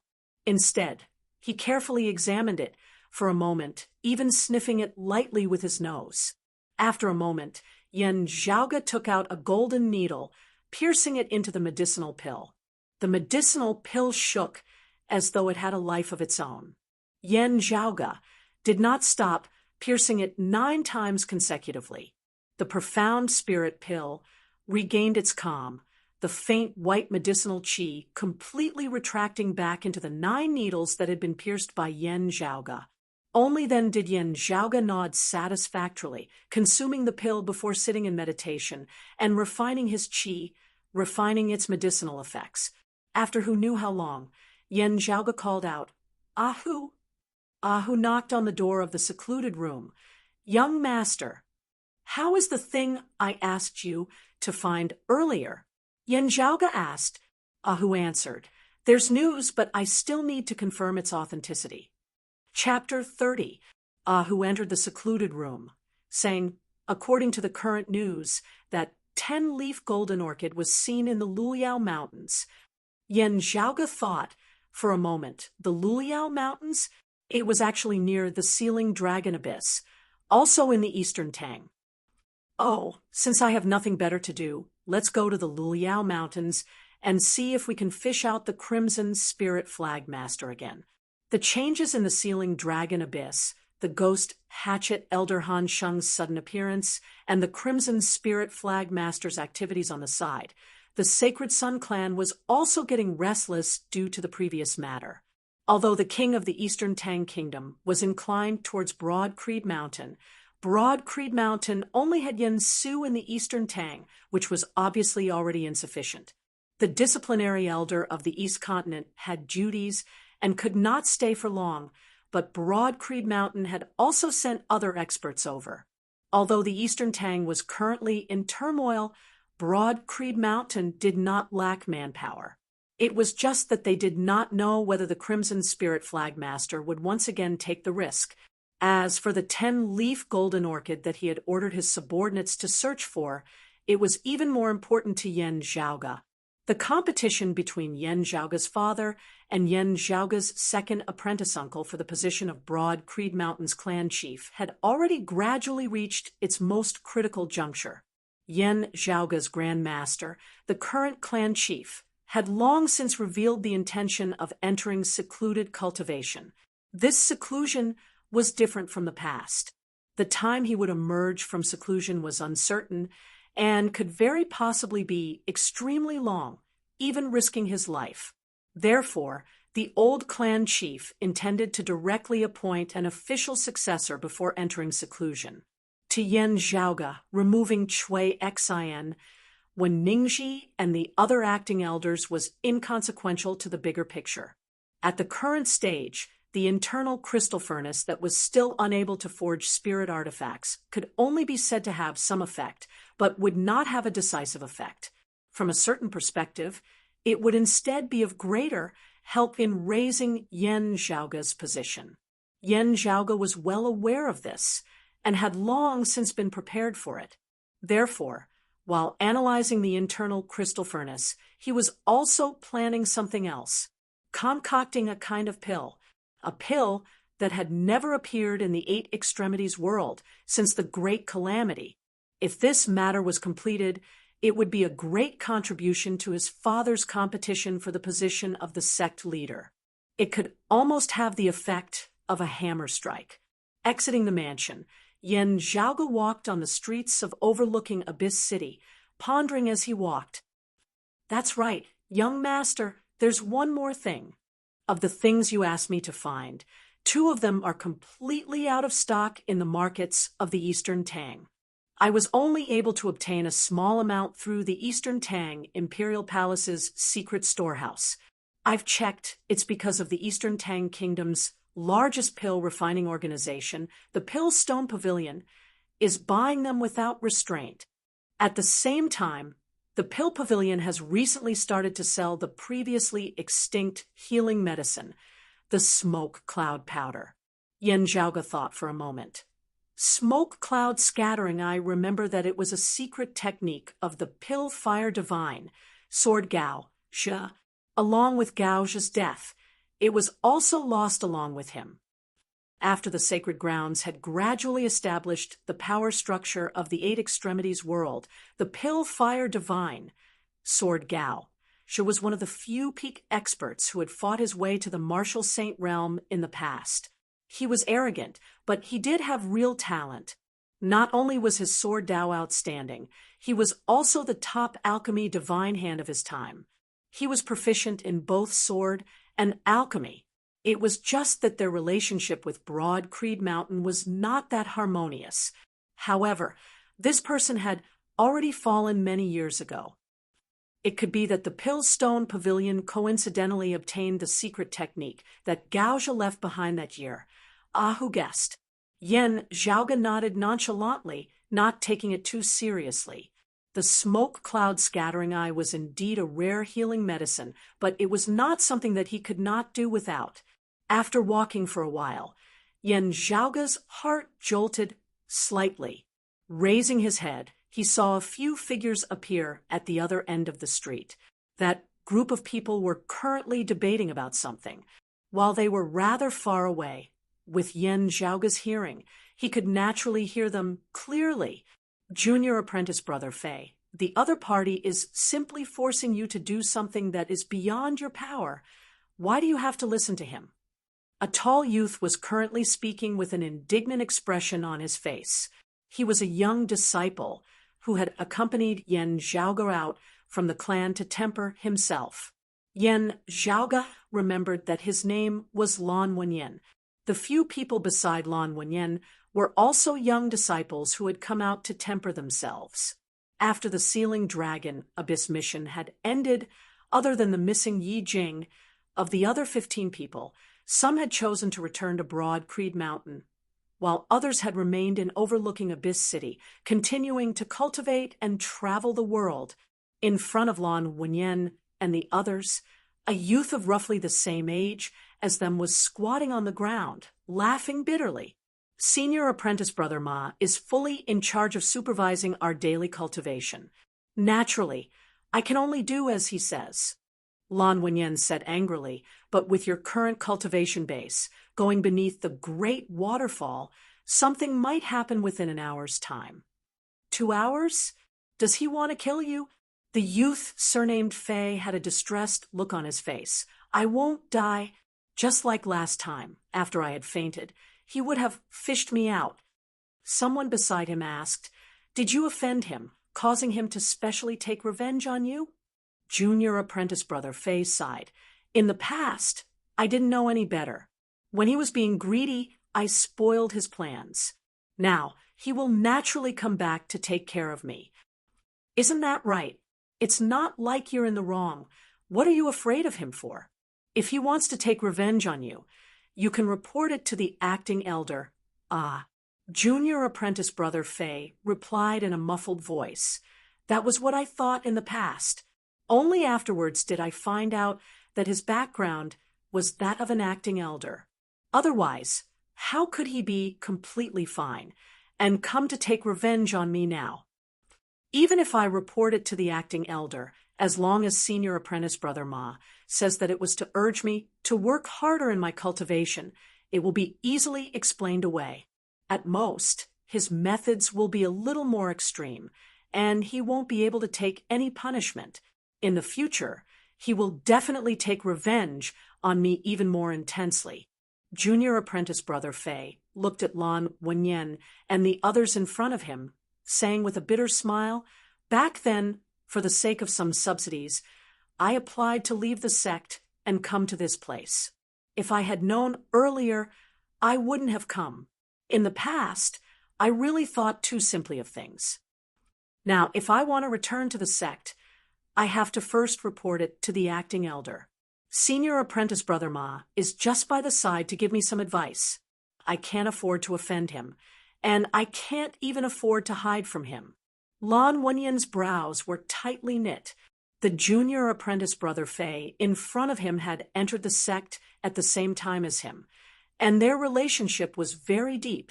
This time, having come to overlooking Abyss City, he had originally thought that it would be a reunion of old friends. Who would have thought that his old friend's situation would actually be like this? After pondering for a moment, Lan Wenyan said hesitantly, This time, we came together with senior apprentice brother Yen. Senior apprentice brother Yen's status is special. If we can ask him to say a few words, perhaps senior apprentice brother Ma won't dare to make things difficult for you. If you want to be transferred away from overlooking Abyss City, there would also be hope. Senior apprentice brother Yen Zhaoga, junior apprentice brother Fei's eyes lit up but very quickly dimmed. Such a small matter, senior apprentice brother Yen might not necessarily care about it. Also, I heard that senior apprentice brother Yan's relationship with overlooking Abyss City's Elder Su is very good. Lan Wenyan said, Then we'll report it to the clan on your behalf. Senior apprentice brother Ma is only making things difficult for me over some small matters. He won't be able to catch his actual faults. If someone from the clan comes to ask about it, he can also just brush it off. Junior apprentice brother Fei smiled bitterly and said, Forget it, I'll just bear with it. Now that senior apprentice brother Ma has vented his anger, everything should be fine. It's also impossible for him to really kill me. I'll just treat it as if I'm really undergoing tempering. Yen Zhaoga quietly watched this scene, his expression not changing in the slightest. He only tilted his head. From what I remember, Su Chuan's personal disciples don't have the surname Ma, nor do his relatives. That's right. Who nodded his head, then retreated. After a short while, he returned to report, That person is called Ma Yu. He is the descendant of a deceased elder of our clan. When Su Chuan was young, he once received the kindness of that elder Ma, so he took care of his descendant, Ma Yu. Yen Zhaoga raised his eyebrows. Su Chuan's own hands and feet are rather clean. After taking care of his benefactor, he connived at his greed. Hu shook his head. Time was short, so I couldn't find out too much about the exact situation. However, Su Chuan might not be aware of it.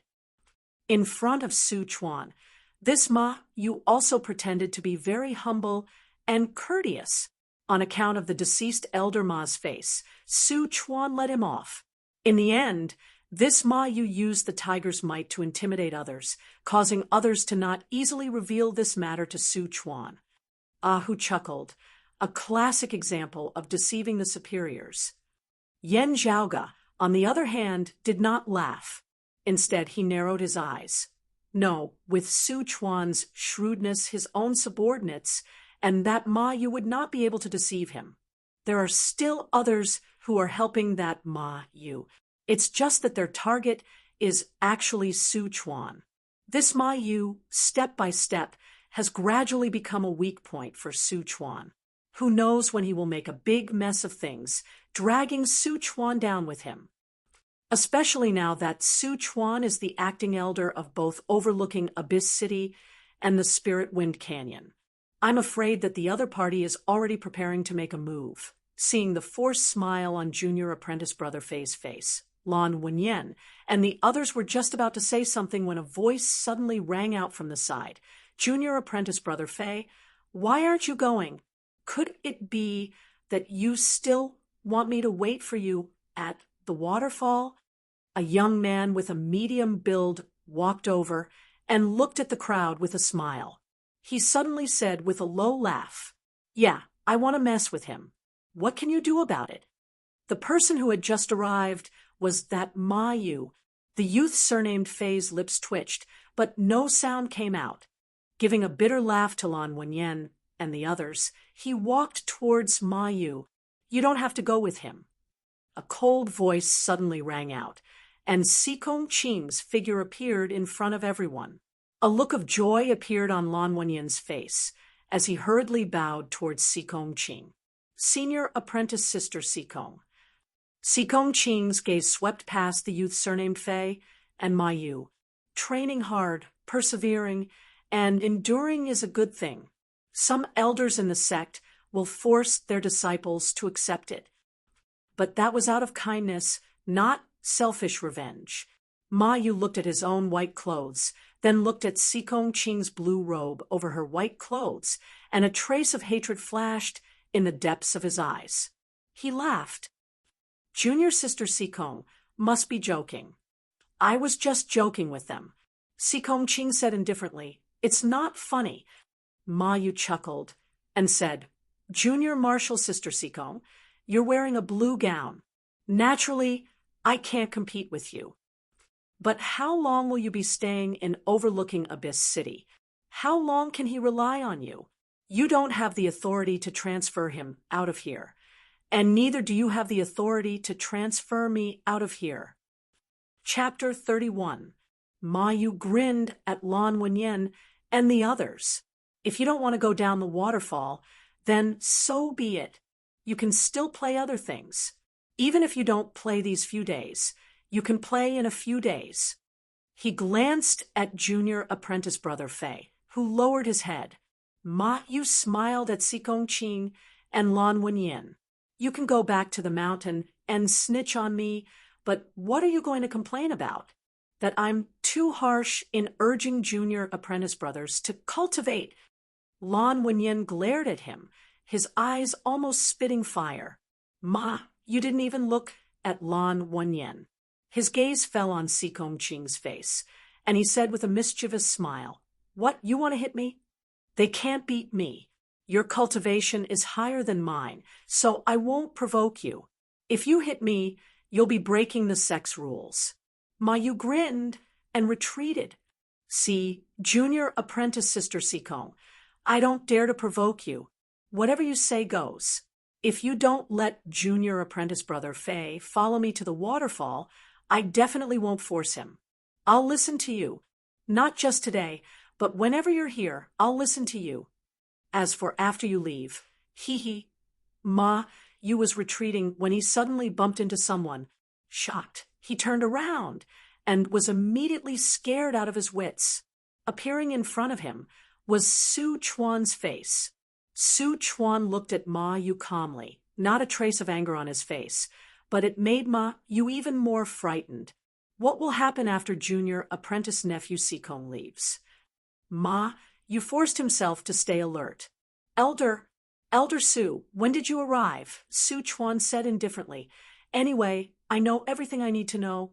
Ma Yu's vision immediately turned black. His legs went weak, and he almost fell to his knees. Su Chuan shook his head and waved his hand. His attendants came out from behind him and carried Ma Yu away. Elder Su, my grandfather. Ma Yu wanted to speak, but found that he had already been restrained, unable to utter a single sound. There was only one thought left in his mind. It's over. From now on, he will never appear in overlooking Abyss City again, nor will he be able to use my name to intimidate others. Su Chuan nodded slightly to Sikong Qing, and the others then turned and left. No one knew that this Elder Su, who held the position of overlooking Abyss City's and Spirit Wind Valley's deacon's back, was still drenched in cold sweat. It's all thanks to young Master Yan's reminder. Otherwise, there would definitely be great trouble in the future. Lan Wenyan and the others looked at each other, unable to make heads or tails of what was going on.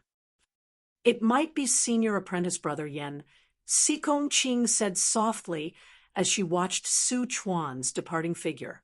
Everyone came to a sudden realization as they gazed about, only now discovering Yen Zhaoga in the distance. The group hurriedly went forward to pay their respects. Looking at their hesitant expressions, Yen Zhaoga smiled as he shook his head, looking at that youth surnamed Fei. He will no longer make things difficult for you in the future. However, do your best and cultivate diligently. You should persist at all times and push yourself more. In the end, you will still be the one to benefit. For example, if you have the same cultivation and status as junior sister Sikong, then he wouldn't dare to make things difficult for you even if others didn't show up. Junior apprentice brother Fei's lips trembled as he bowed towards Yen Zhaoga in fear and trepidation. Yes, I will definitely remember senior apprentice brother Yan's teachings. He was so excited that he wanted to express his thanks that he didn't even know how to put it into words. Lan Wenyan pulled on his sleeve and said in a low voice, "Just remember it in your heart." How could senior apprentice brother Yen have the patience to lower himself to the level of Ma Yu and the others? That's right. Junior apprentice brother Fei nodded his head repeatedly, only that the gaze with which he looked at Yen Zhaoga was filled with gratitude and longing. Lan Wenyan and the others were the same. After saying this, Yen Zhaoga no longer brought up the matter from earlier. He only smiled mildly. Looking at your attire, you seem to be heading out. Where are you planning to go? Sikong Qing replied calmly, I'm bringing my junior apprentice brothers and sisters to the Luliao Mountains. Yen Zhaoga said nonchalantly, and you have the experience of going there before. Be careful of them. Sikong Qing replied, I understand. Since it was indeed Yen Zhaoga who was going to make a move, the crowd naturally didn't have to worry about Su Chuan saying one thing and doing another. The unhappiness that had arisen because of Ma Yu immediately dissipated, and the atmosphere became much more relaxed. A disciple suddenly asked Yen Zhaoga curiously, Senior apprentice brother Yen, the Mr. Dong mentioned by those storytellers and puppeteers, is he our clan's exalted Hantian ancestor? Because overlooking Abyss City was close to the sealing Dragon Abyss, most of the people who were active here were martial practitioners. There weren't many ordinary citizens, but there were also people who braved great risks to come here to make a living. Because of the marketplace, the city was actually quite lively. At this moment, a large number of children had gathered by the roadside, watching the puppeteer with infatuation. The puppeteer was controlling two puppets currently fighting back and forth in front of the stage. He himself was hiding behind the stage, spittle flying everywhere, as he said. As Mr. Dong chopped down with his saber, the heavens and the earth instantly split apart. The great sea split in two, directly chopping off the great flame devil king's head. That flame devil dared to enter our eight extremities world, wreaking havoc and committing atrocious acts. But having met Mr. Dong, he also won't be able to come and go. In the puppeteer by the roadside, the two puppets both looked a little old, but their craftsmanship was rather exquisite. One of the puppets was that of a middle-aged man, holding a long saber in his hands. His face looked rather mighty and domineering. The other puppet, on the other hand, was completely fiery red. Although it looked like a human, it had a green face and sharp fangs, looking extremely fierce and ferocious, resembling a demon. The hair on its head was also shaped to look like flames. Following the puppeteer's manipulation, the middle-aged man's saber landed on the flame devil's neck, and the flame devil puppet instantly flew backwards. Not only were the children in high spirits, the surrounding crowd also cheered loudly. Seeing this scene, Yin Zhaoge said, "That's right, this so-called Mr. Dong is precisely the founder of our clan's Donga. The exalted heaven shaker, Jean Donga, the #1 expert in Broad Creed Mountain's history. It was precisely when he had assumed the position of clan chief that Broad Creed Mountain had reached its peak in history. At that peak, Jean Donga had been the #1 expert of the eight extremities world, looking down on all heroes. Under his rule, Broad Creed Mountain had also been the undisputed #1 sacred ground of the eight extremities world, overlooking everything under the heavens. Unfortunately, just when Jean Donga and Broad Creed Mountain were at their peak, the world changed greatly. Above the boundless ocean to the east of the eight extremities world, a crack suddenly appeared in the sky.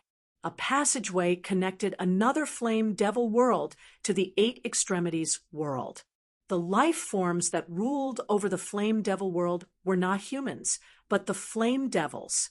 They were innately powerful and possessed violent temperaments.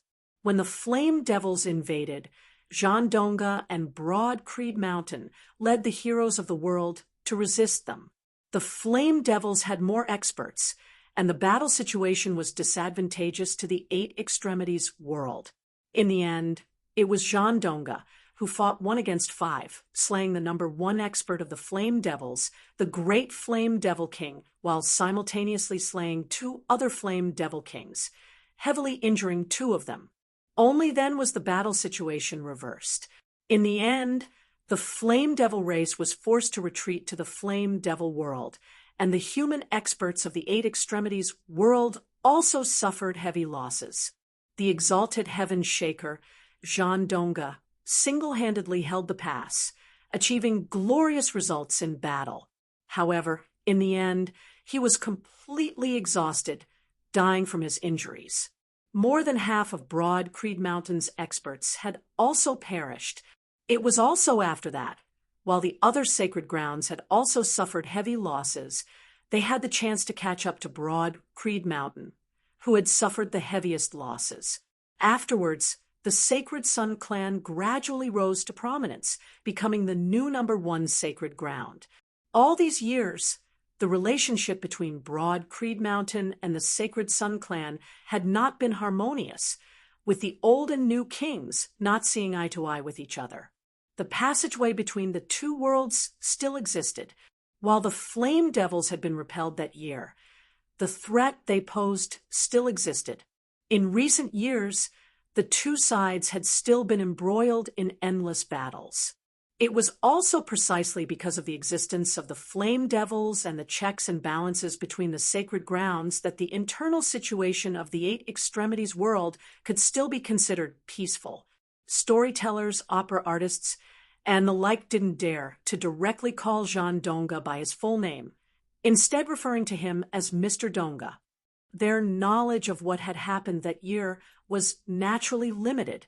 Their various interpretations now were all extremely bizarre, like supernatural beings. Of course, to ordinary citizens, Jean Donga was indeed like a mythical figure. Everything that had happened that year also seemed like a mythical tale, because it was beneficial to strengthening the clan's reputation and gathering the hearts of the people.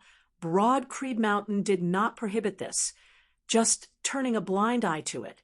Recalling the clan's records and the narratives of their seniors, the Broad Creed Mountain disciples all sighed. That year, our clan sighed. Standing beside Yen Zhaoga, whose expression suddenly changed slightly as he gazed in another direction. Following his gaze, Yen Zhaoga saw a white-clothed man with a full beard appear. Chapter 32. Seeing the attire of the Sun Saint clan disciple and hearing his words, the group of Broad Creed Mountain disciples all revealed expressions of anger. The bearded man in white walked up to them, but his gaze was directed elsewhere. People should still live in the present. In that direction, there was another stage. The sacred Sun Saint, in broad daylight, transformed into a rainbow and ascended, illuminating the heavens and the earth. Behind the stage, a voice spoke in cadence. Broad Creed Mountain was not the only power in overlooking Abyss City. The Sun Saint clan also had a stronghold here, possessing considerable influence. As a result, there were naturally storytellers and entertainers who sang the legends of the Sun Saint clan. These people were mostly just trying to make a living, not having any particular inclinations or thoughts. Whatever story the commoners liked to see, they would perform it. The most widespread legend of the Sun Saint clan was that of their previous clan chief, who was also a legendary figure. It was said that this person had ascended into the heavens, and in the world of martial practitioners, there were even more legends about him. Some said that he had ascended to a higher realm, treading the heavens. Others said that he was still cultivating in a mysterious forbidden ground within the Sun Saint clan. There were also rumors that he had actually died long ago in seclusion. Anyway, having not seen him for a long time, there were all sorts of legends. It was under this person's leadership that the Sun Saint clan began to rise after Zhang Dong's death, finally ascending to the position of the new generation's #1 sacred ground. The white-clothed man gazed at the stage, the meaning of his words self-evident. The Broad Creed Mountain disciples all felt stifled. Xiao Shun, how did you become a bearded man? Yen Zhaoga, however, was a little surprised as he looked at the other party, a little amused. Xiao Shun did not reply, but his ears twitched, as if listening to something. At the same time, he stared closely at Yen Zhaoga. The sound of your blood pulse is almost inaudible, heavy yet smooth, your blood like mercury. You've reached the outer aura, martial scholar realm, and you've completed the second cleansing of your marrows so quickly, but it doesn't matter. Xiao Shun did not comment, instead of praising Yen Zhaoga. Yen Zhaoga, you beat up my Sun Saint clan's people in the Sealing Dragon Abyss. You wouldn't think that it was for nothing, would you? Yen Zhaoga laughed. You want to stand up for Chao Yuanlong and the others? Xiao Shun strode forward, coming before Yen Zhaoga. What else did you think? At first, the people of Broad Creed Mountain did not recognize the other party, but upon hearing Xiao Shun's name, they instantly realized who the person before them was. The grandson of the Sacred Sun Clan's Grand Elder, known alongside Chao Yuanlong as one of the Sacred Sun Clan's 4 rising suns, but having cultivated for a longer period of time, his cultivation base was also higher. Late outer aura, martial scholar. Sikong Qing knit her brows slightly as she looked at Yen Zhaoga and Xiao Shun. Just like Chao Yuanlong, who was in the late inner aura stage, it was rare for him to meet a worthy opponent.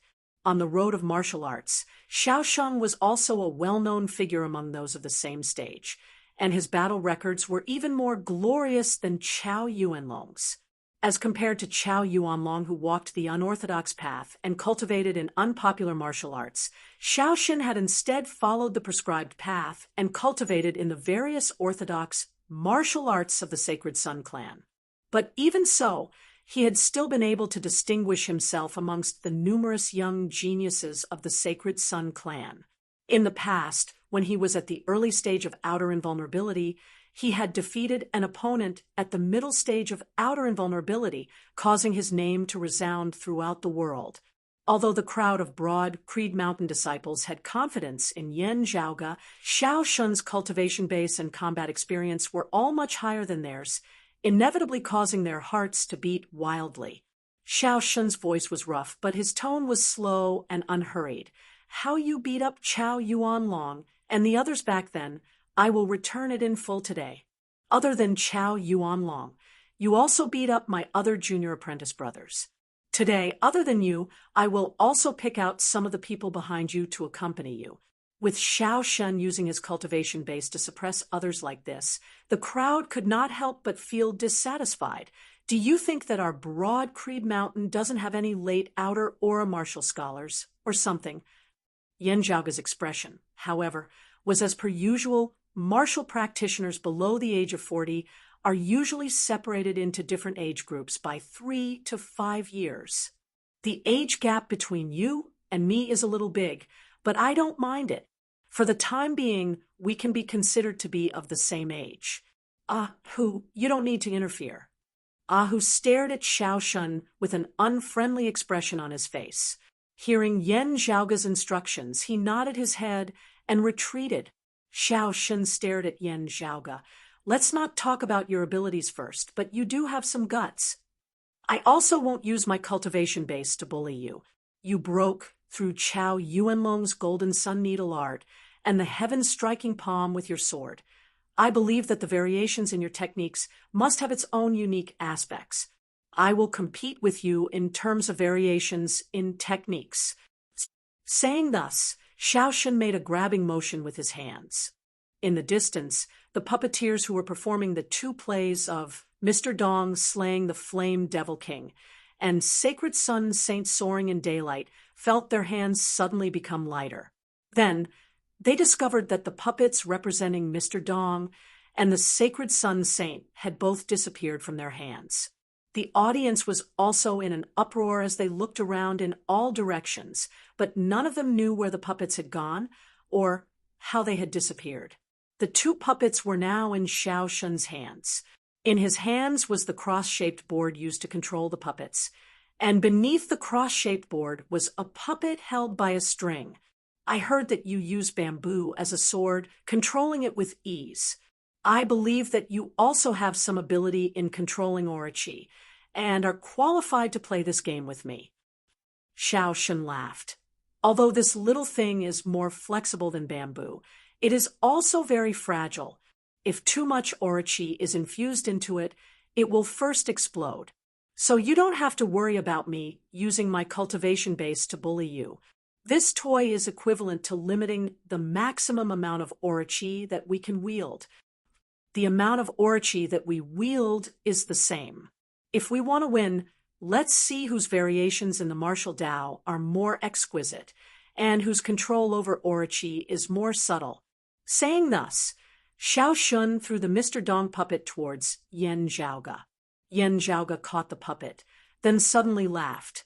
"If I remember correctly, this founder of your family was chased into the mouth of a volcano by our clan's exalted Han Tian, not daring to come out for the rest of his life.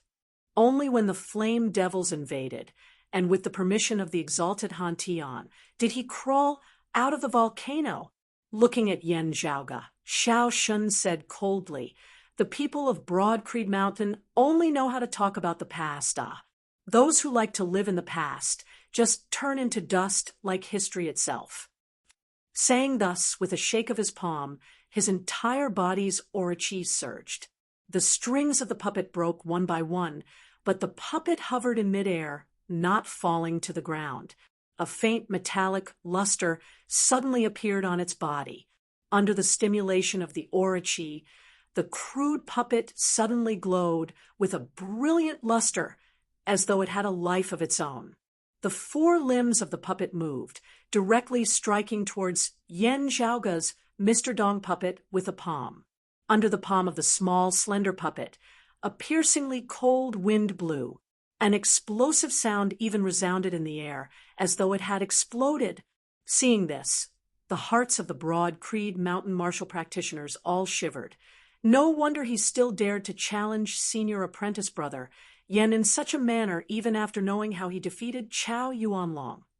Yen Zhaoge laughed, and with a twist of his palm, the strings of the puppet in his hand also broke. Under the influence of his aura qi, the eyes of the Mr. Dong puppet seemed to flicker with light. At this moment, Mr. Dong had transformed into the exalted Han Tian, his imposing aura surging. The wooden saber in the puppet's hands shook, and as it streaked through the air, it actually left behind a mark that could be seen clearly by the naked eye. Perform well, Yen Zhaoge. At least let me have some fun. At this moment, Xiao Shun's gaze was as dark as a snake's. Chapter 33. Under Xiao Shun's control, the sacred sun saint puppet's palms flew about, as though it was a phantom. It was as if the sun was setting in the west, and its last remaining light transformed into a myriad of scenes that were poignant, beautiful, and unfathomable. Thousand Illusionary Sunset Palm. The Sacred Sun Clan's direct lineage martial arts ranked alongside the Heaven Striking Palm as one of the 7 great sun arts. It was one of the few martial arts of the Sacred Sun Clan that was famed for its variations in techniques.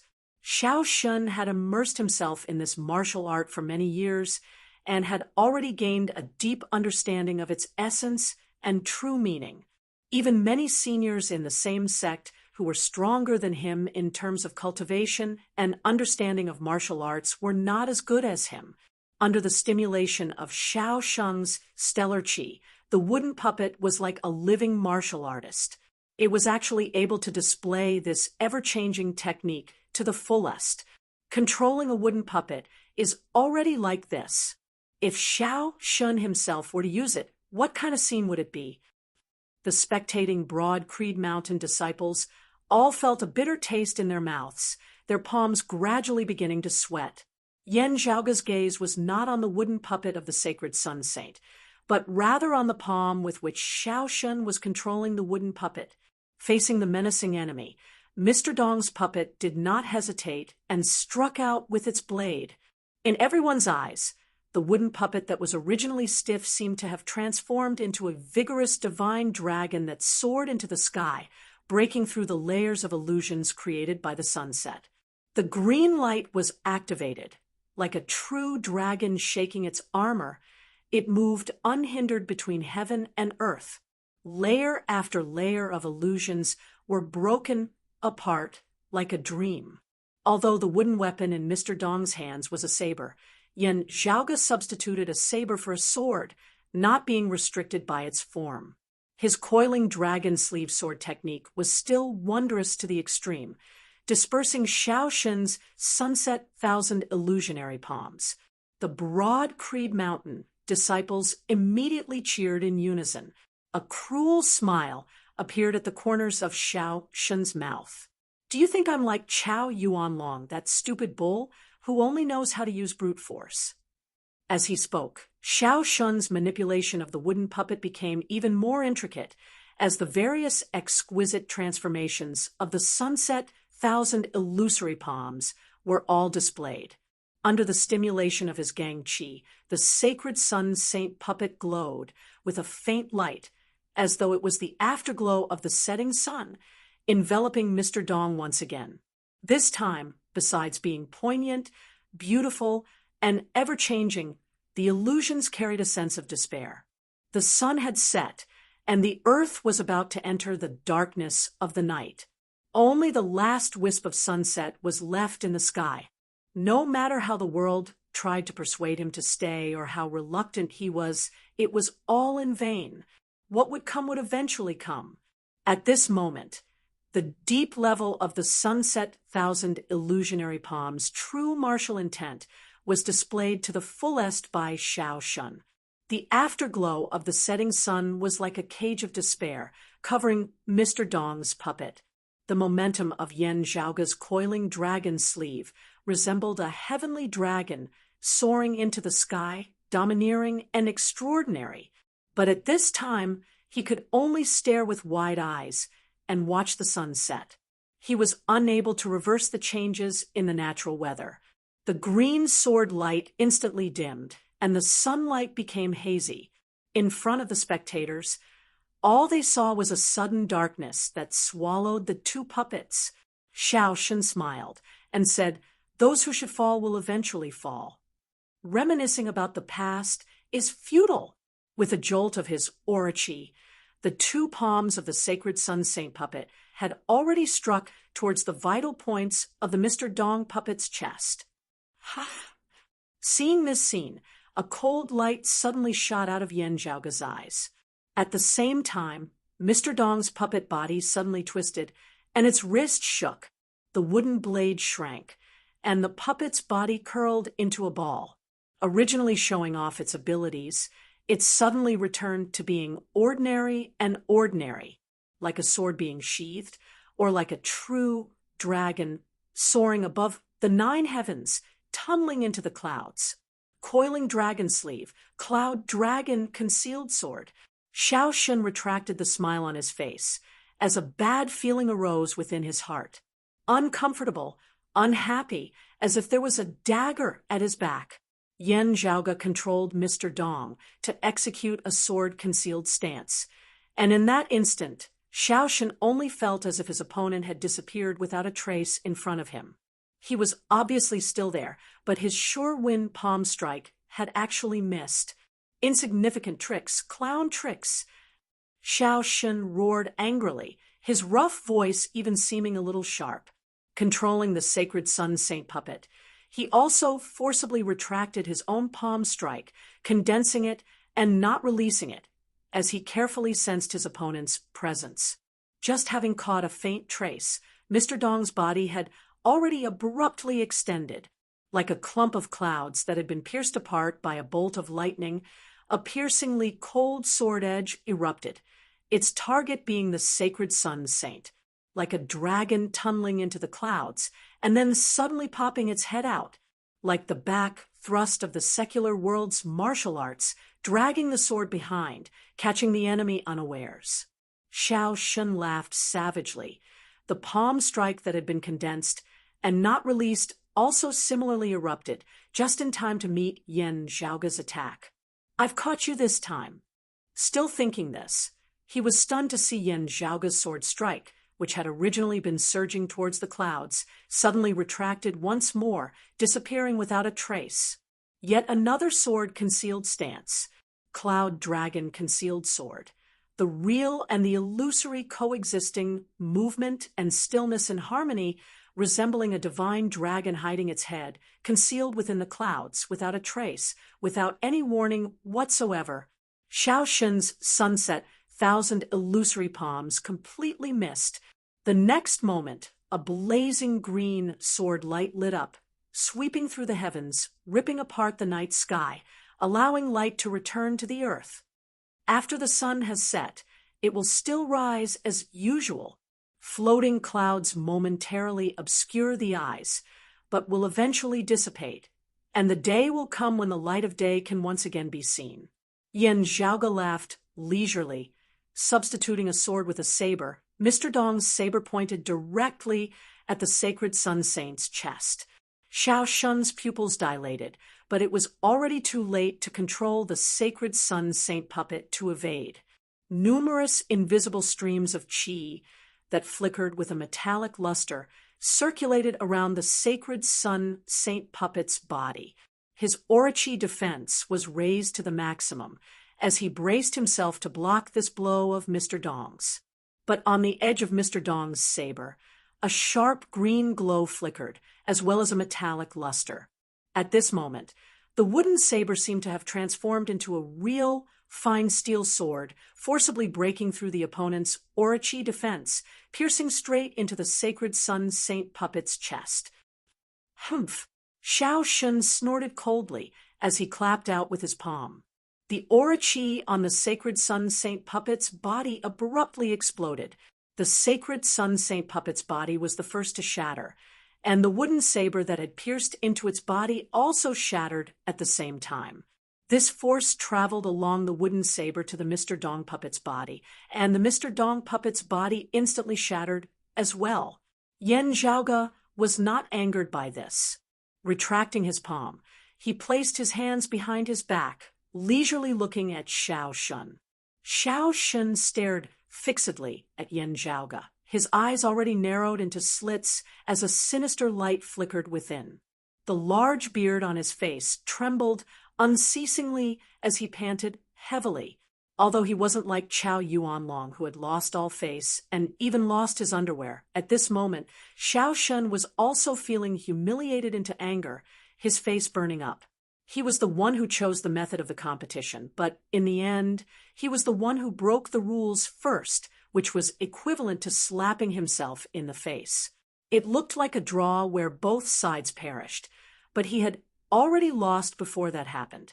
Yen Zhaoge glanced at Xiao Shun, shrugging his shoulders. Actually, I agree with your words. People should indeed not live in the past. Establishing a foothold in the present and looking to the future is the right thing to do. How could Xiao Shun not understand the meaning behind his words? Staring at Yen Zhaoge, Xiao Shun slowly nodded. Yen Zhaoge, you are very good. I admit that I have underestimated you in the past, but it doesn't matter. We have a long way to go. With that, Xiao Shun turned around and left without another word. Chapter 34. Xiao Shun having been forced into retreat by Yen Zhaoge, the crowd of Broad Creed Mountain disciples all looked at Yen Zhaoge with expressions of longing. Within a short period of time, first defeating Chow Yuanlong, then defeating Xiao Shun, Yen Zhaoge was destined to be unrivaled amongst the younger generation of martial practitioners. If one were to say that his earlier victory over Chow Yuanlong had still been between martial practitioners of the same cultivation level, then the opponent he was facing this time was Xiao Shun, whose cultivation was more than a single level higher than Yen Zhaoge's.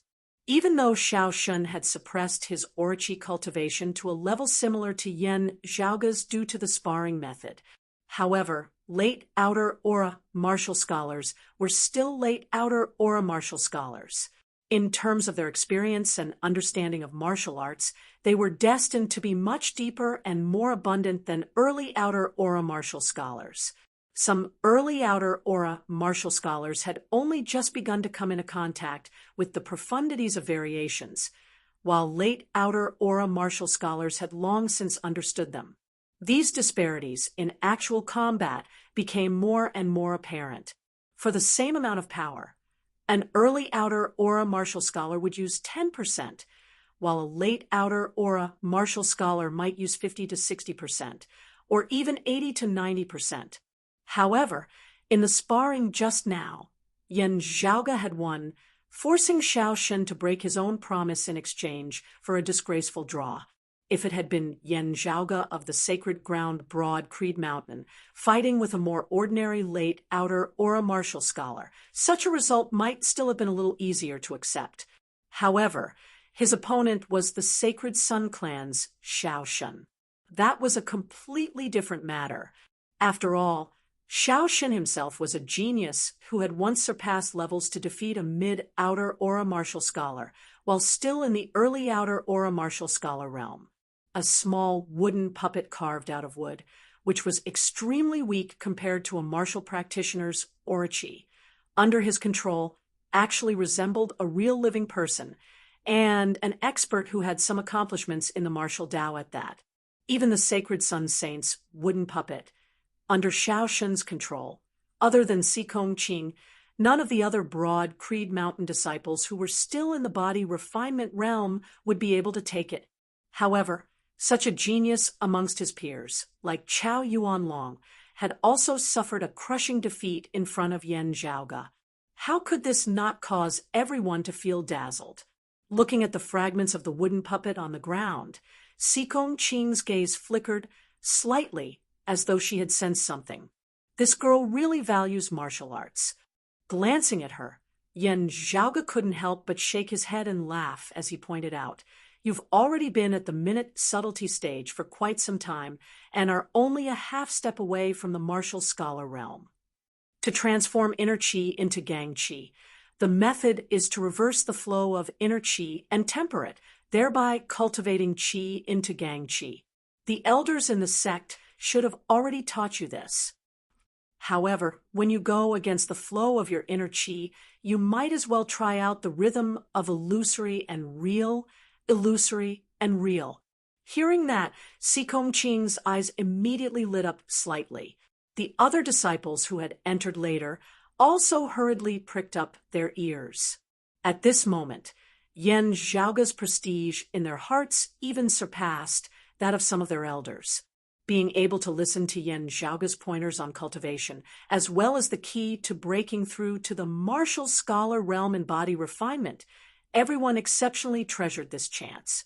To the vast majority of martial practitioners of the Eight Extremities world, advancing from a body refiner to a martial scholar was a heavenly chasm. The difficulty was far greater than advancing from the middle stage of the qi conducting realm to the late stage of the qi conducting realm, or advancing from the late stage to the subtle realm. It was even more difficult than advancing from the mid-inner aura martial scholar realm to the late inner aura martial scholar realm, or advancing from the late inner aura martial scholar realm to the early outer aura martial scholar realm.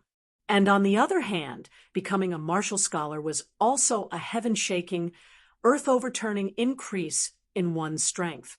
The root of this was that in order to become a martial scholar, one had to cultivate qi into gang qi, transforming inner qi into gang qi. Gang qi was far more condensed than inner qi. If one were to say that inner qi was a gas, then gang qi was a liquid. When the two clashed, a very small amount of gang qi would be able to defeat a large amount of true qi. When a body refiner clashed with a martial scholar, it would be very hard for them to have the ability to retaliate. In front of absolute power, even the most brilliant techniques would be of little use. Most of the time, a martial scholar would be able to defeat 10 with just his strength alone.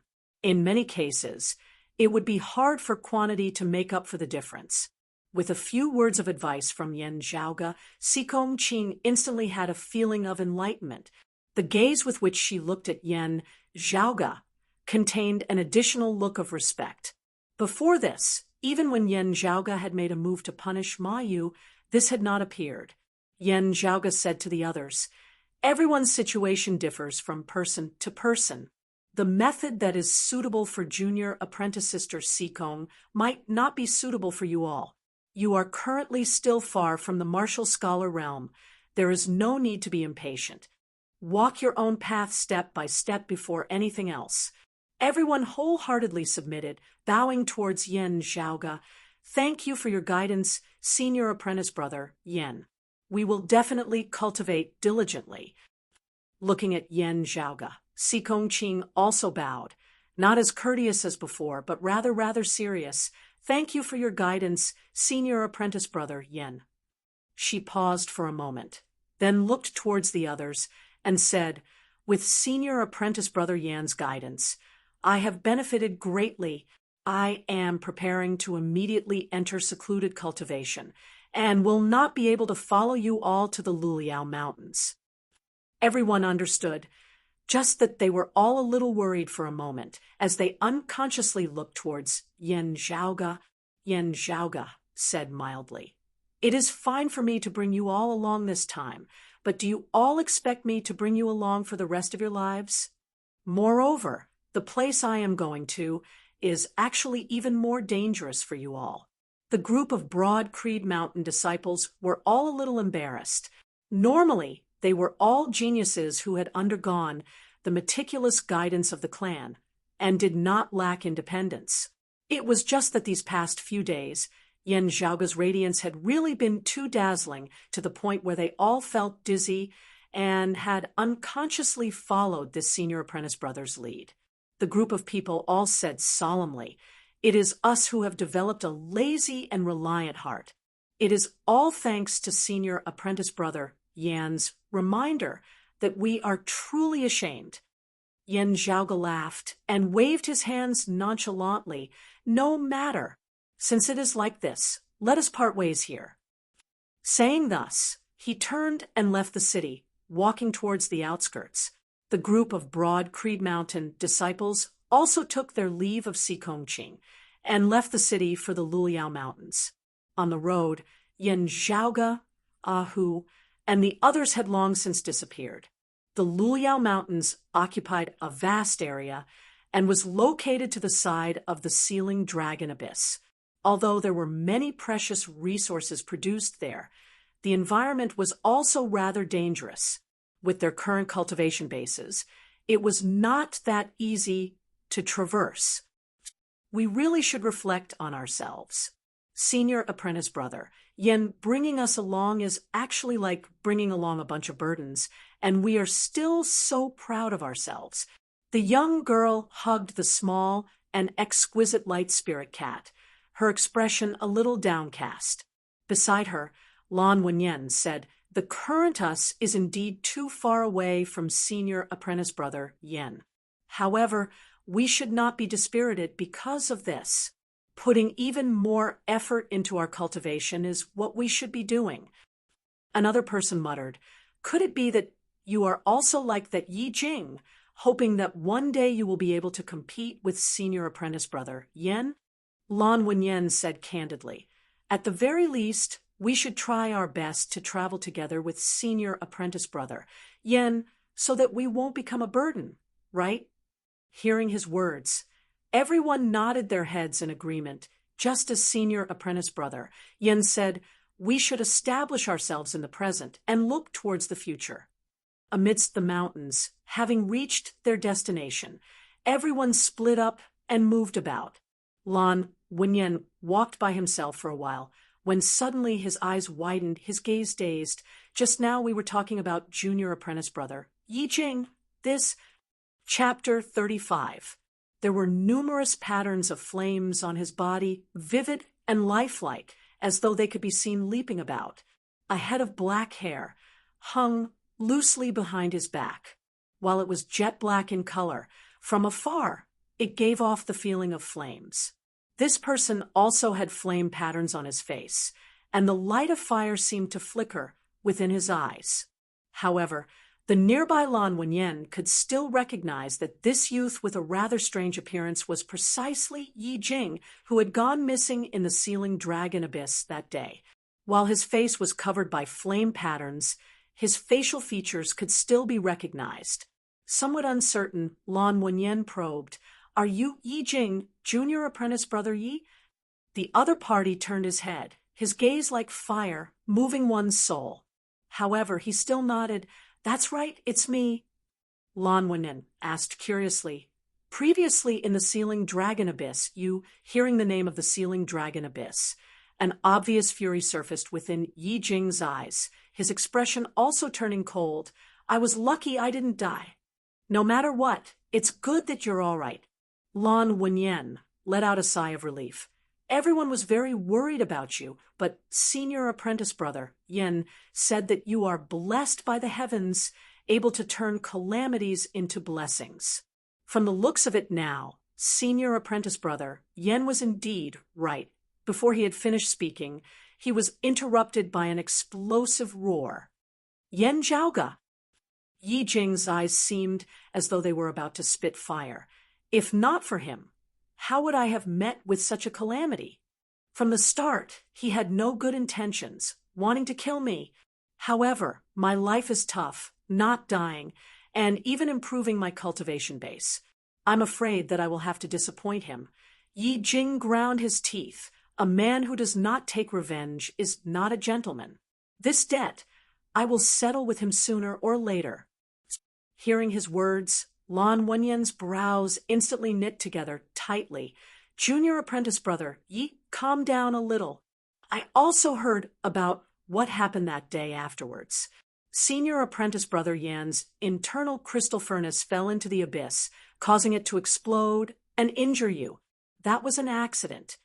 Yi Jing snorted coldly. "You're a roundworm in his stomach. How do you know what he thinks? Whatever he says, you just believe it." That martial grandmaster, the Crimson Spirit Flag Master, originally came to find trouble with him, but was instead diverted by him, making use of the fire seed, and having me block the calamity for him. Everything was all part of his plan. It's just a low-grade precious weapon, and you're blinded by it, to the point that you're siding with him." Hearing his words, Lan Wenyan was also a little enraged. Back then, it was your own despicable hands that snatched away senior apprentice brother Yan's true fire seed of your own accord. Otherwise, would a martial grandmaster have beaten you? Do you really think you're somebody? You've just escaped death, so it's inevitable that you're agitated. I don't blame you, but that doesn't mean you can spout nonsense. He appraised Yi Jing for a moment, then shook his head. I believe in senior apprentice brother Yan's words. Why would he believe it? Back then, you had already fallen into the deep abyss, barely surviving. Why did senior apprentice brother Yan throw his internal crystal furnace down? Moreover, just how rare and precious is an internal crystal furnace? For the sake of killing you, senior apprentice brother Yan destroyed his own internal crystal furnace, the legendary internal crystal furnace, or you, a martial practitioner who isn't even a martial scholar yet, which is more precious, whether it's me, you, or anyone else who entered the sealing dragon abyss with him. If senior apprentice brother Yen really wanted to kill us, let alone a single slap, we might not even be able to take a breath from him. Why would he need to destroy his own internal crystal furnace? The other party's words caused Yi Jing to instantly recall Yan Zhaoga's indifferent attitude towards him. The despair, rage, and hatred he had felt in the sealing dragon abyss back, then involuntarily surged even further, almost burning away Yi Jing's rationality. Yi Jing's eyes were crimson like fire. A low-grade precious artifact has raised you all up to be like Yan Zhaoga's dogs. Then I'll first beat the dog, then the master. With a furious howl, he soared into the air, lunging towards Lan Wenyan. Lan Wenyan was shocked, only feeling a wave of heat assaulting his face, almost suffocating him. Having survived such a calamity, Yi Jing's cultivation had indeed improved greatly. Lan Wenyan didn't dare to hesitate, hurriedly raising a shield. It was precisely the low-grade precious artifact that Yan Zhaoga had gifted him back then. It was only that, seeing this shield, Yi Jing's eyes turned red like he had met his enemy, his fists smashing downwards like a tempestuous storm. As though he didn't know what fatigue was, his iron fists struck out consecutively, resembling a tsunami and collapsing mountains. Lan Wenyan was hard-pressed to exert the full power of the low-grade precious artifact, actually being unable to withstand the unarmed Yi Jing. Finally, the precious artifact was jolted out of his hands. Yi Jing's fists did not cease, directly sending Lan Wenyan flying.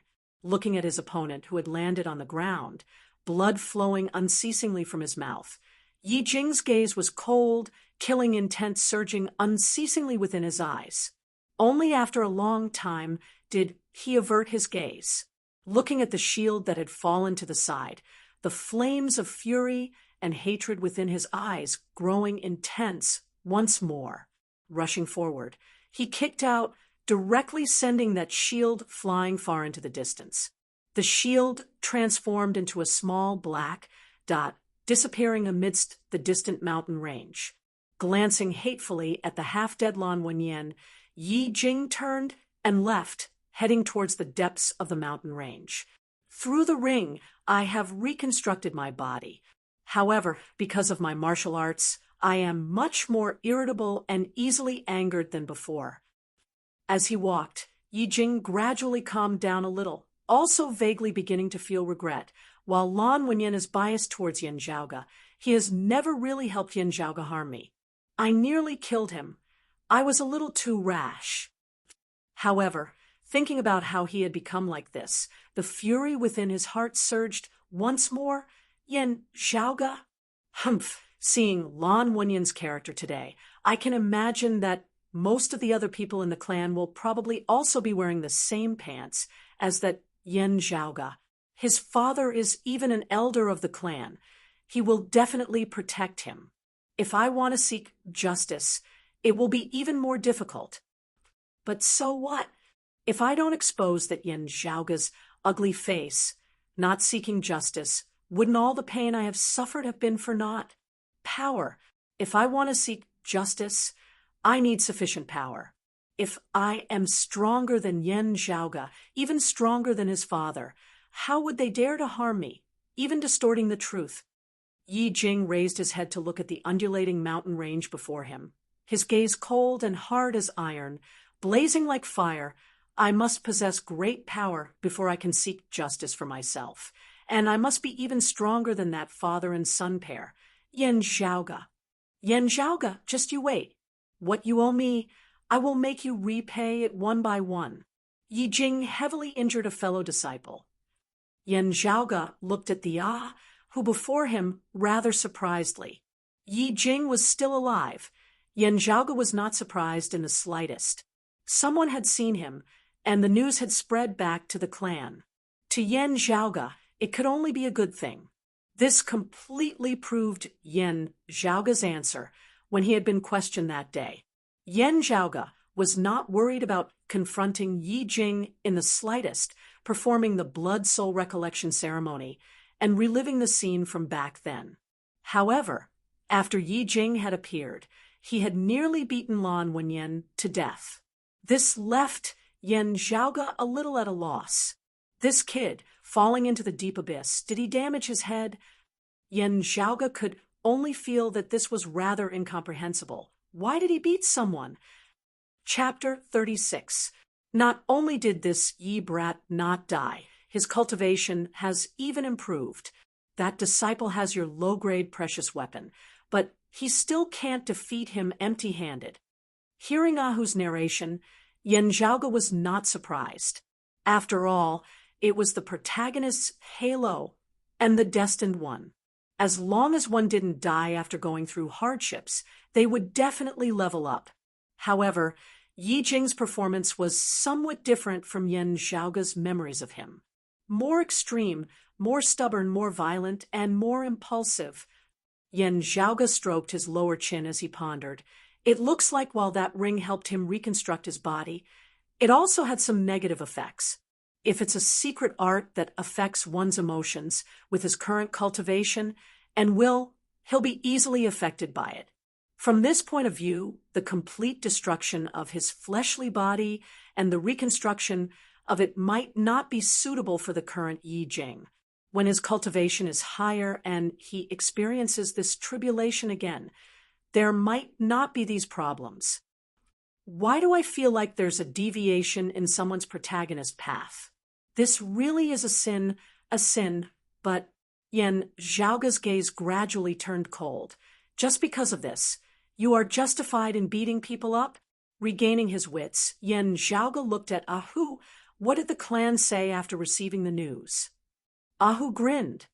First of all, this brat maliciously injured his fellow disciples. Naturally, he has to be punished. Of course, we have to interrogate him and figure out the whole story. We won't just listen to one side of the story. Then, it proved that young master's judgment that day was correct. He did not die, and even successfully returned from the dragon's sealing abyss. However, because the hatred and anger that Yi Jing displayed towards young master was too intense, there were still people who questioned young master's initial explanation, believing that there was an inside story. Therefore, after we capture Yi Jing, I'm afraid that young master will really have to go and perform a blood soul recollection ceremony with him. Yen Zhaoga shrugged. It doesn't matter to me. With his current performance, the people on second apprentice uncle's side probably won't be thinking of killing him to frame me. Instead, they will be thinking of how to get the so-called inside story out of his mouth before making things difficult for me. Ahu scratched his head. I didn't realize that this Yi kid was so good at stirring up trouble. Ha ha! Yen Zhaoga smiled, but did not speak. How was this even possible? Ahu gave a simple and honest smile. This brat has cut off his own life from the sect this time. Young master, since the sect has already made a decision, shouldn't we just ignore him? Otherwise, Others might think that you have done something shameful and want to silence you. In this kind of situation, it would be too unjust for you to be made a scapegoat again. If you have any information, just give it to the person in charge of this matter in the sect. Yen Zhaoge said mildly, "It's fine as long as you don't kill him. Don't tie your hands and feet. If you find him, inform me immediately. I'll personally reward him and give Junior Brother Lan an explanation before handing him over to the sect." Junior Brother Lan was injured by Yi Jing because he spoke up for me. Remember to take care of him later. Other than medicine and tonics, tell him that I have a middle-grade precious weapon here for him. When he becomes a grandmaster, it will be in his hands. Ahu gave a silly smile. "Yes, young master." Yen Zhaoge nodded, his gaze falling once more on the lofty mountain range before him. At this time, a black-clothed man appeared in front of Yen Zhaoge, carefully presenting a stalk of spirit grass. "Young master, I found it." Yen Zhaoge's eyes lit up. 10-leaf golden orchid. Receiving the spirit grass, Yen Zhaoge carefully appraised it for a moment. The smile at the corners of his mouth grew wider and wider, and he couldn't help but want to laugh uproariously towards the heavens. He had originally thought that it was only a few hundred years old 10-leaf golden orchid. In the end, it was over 1,000 years old. How could Yen Zhaoge not be happy? After all, 10-leaf golden orchids were too rare. Adding on to the fact that they had been harvested not long after their medicinal age, a 1,000-year-old 10-leaf golden orchid was not as easy to find as the seed of leaf flame true fire. Now that he had obtained one so smoothly, Yen Zhaoge was naturally overjoyed. The black-clothed man continued, "Young master, while searching for the 10-leaf golden orchid, we unexpectedly discovered a strange valley." Yen Zhaoge asked, "How strange?" "It's a glacial valley." Hearing this, Yen Zhaoge's interest was piqued.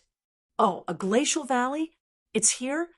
At this moment, the Luliao Mountains were extremely hot. Glaciers had actually appeared.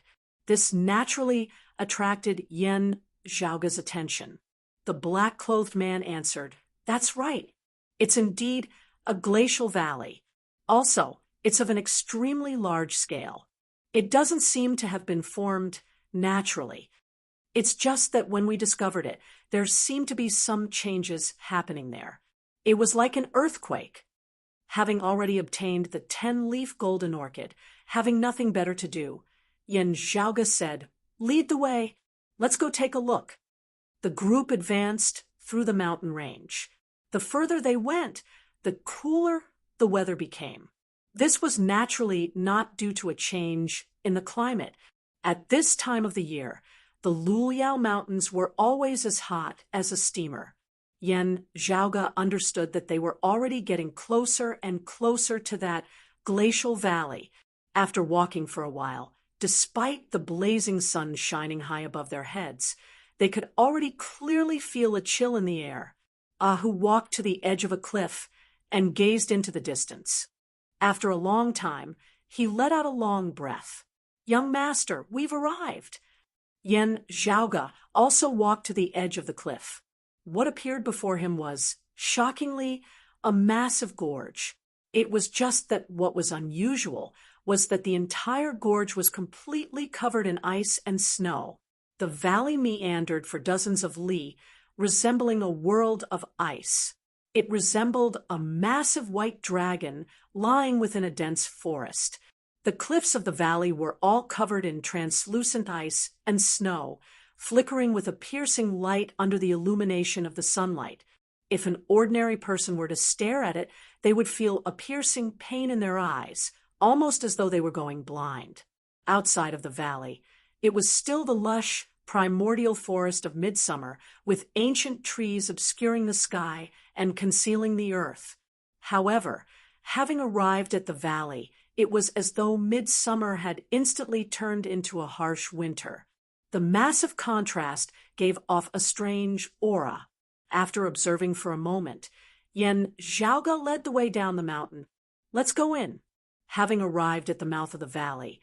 They could clearly feel that intense tremors seemed to be occurring within, originating from beneath the ground. As the group entered, before them was a world of ice and snow. The massive transparent glacier resembled the smooth surface of a mirror, reflecting their figures. Yen Zhaoga and Ahu walked at the very front. As they arrived at the central region of the valley, a massive lake of ice appeared before them. Beneath the surface of the lake, hidden undercurrents surged, waves roiling as the faint roar of a dragon resounded. Yen Zhaoga gazed at the lake's surface for a moment, then looked at the surrounding valley as he muttered to himself, "This place actually seems to be the burial ground of a glacial chi-dragon. Only in such an excruciatingly hot environment could such a strange glacial valley be formed. Dragon bone giving birth to a soul. Someone disturbed the glacial dragon bone soul, causing this place to shake and change." Hearing his words, Ahu's eyes instantly shone with a bright light. "Glacial dragon bone soul. Young master, this is a good thing, Ah." Chapter 37. Young master, why don't I go back and call for help? Although we might have to split some of the profits, it's better than entering a treasure mountain and returning empty-handed. Similarly staring at the surface of the lake, Yen Zhaoga could vaguely see a massive black shadow moving beneath the surface of the lake, causing the heavens to roil and the earth to overturn, as even the entire glacial valley seemed to be shaking. After pondering for a moment, the corners of Yen Zhaoga's mouth suddenly revealed a hint of a smile. "Perhaps there is a method that we can try." Taking out a small metal plate from his bosom, looking at the incomplete ancient characters and patterns on it, Yen Zhaoga infused his aura chi within. The patterns on the small metal plate immediately lit up with a misty white light. In the extremely cold environment of the Glacier River Valley, the white light was even brighter and more dazzling than usual, gradually revealing an icy blue color. Yen Zhaoga silently circulated his profound art, his aura chi also beginning to turn dark and cold. He came to the edge of the frozen lake, squatted down, and let the small metal plate touch the ice on the surface of the lake. In the next moment, the quaking under the lake seemed to suddenly stop for a moment.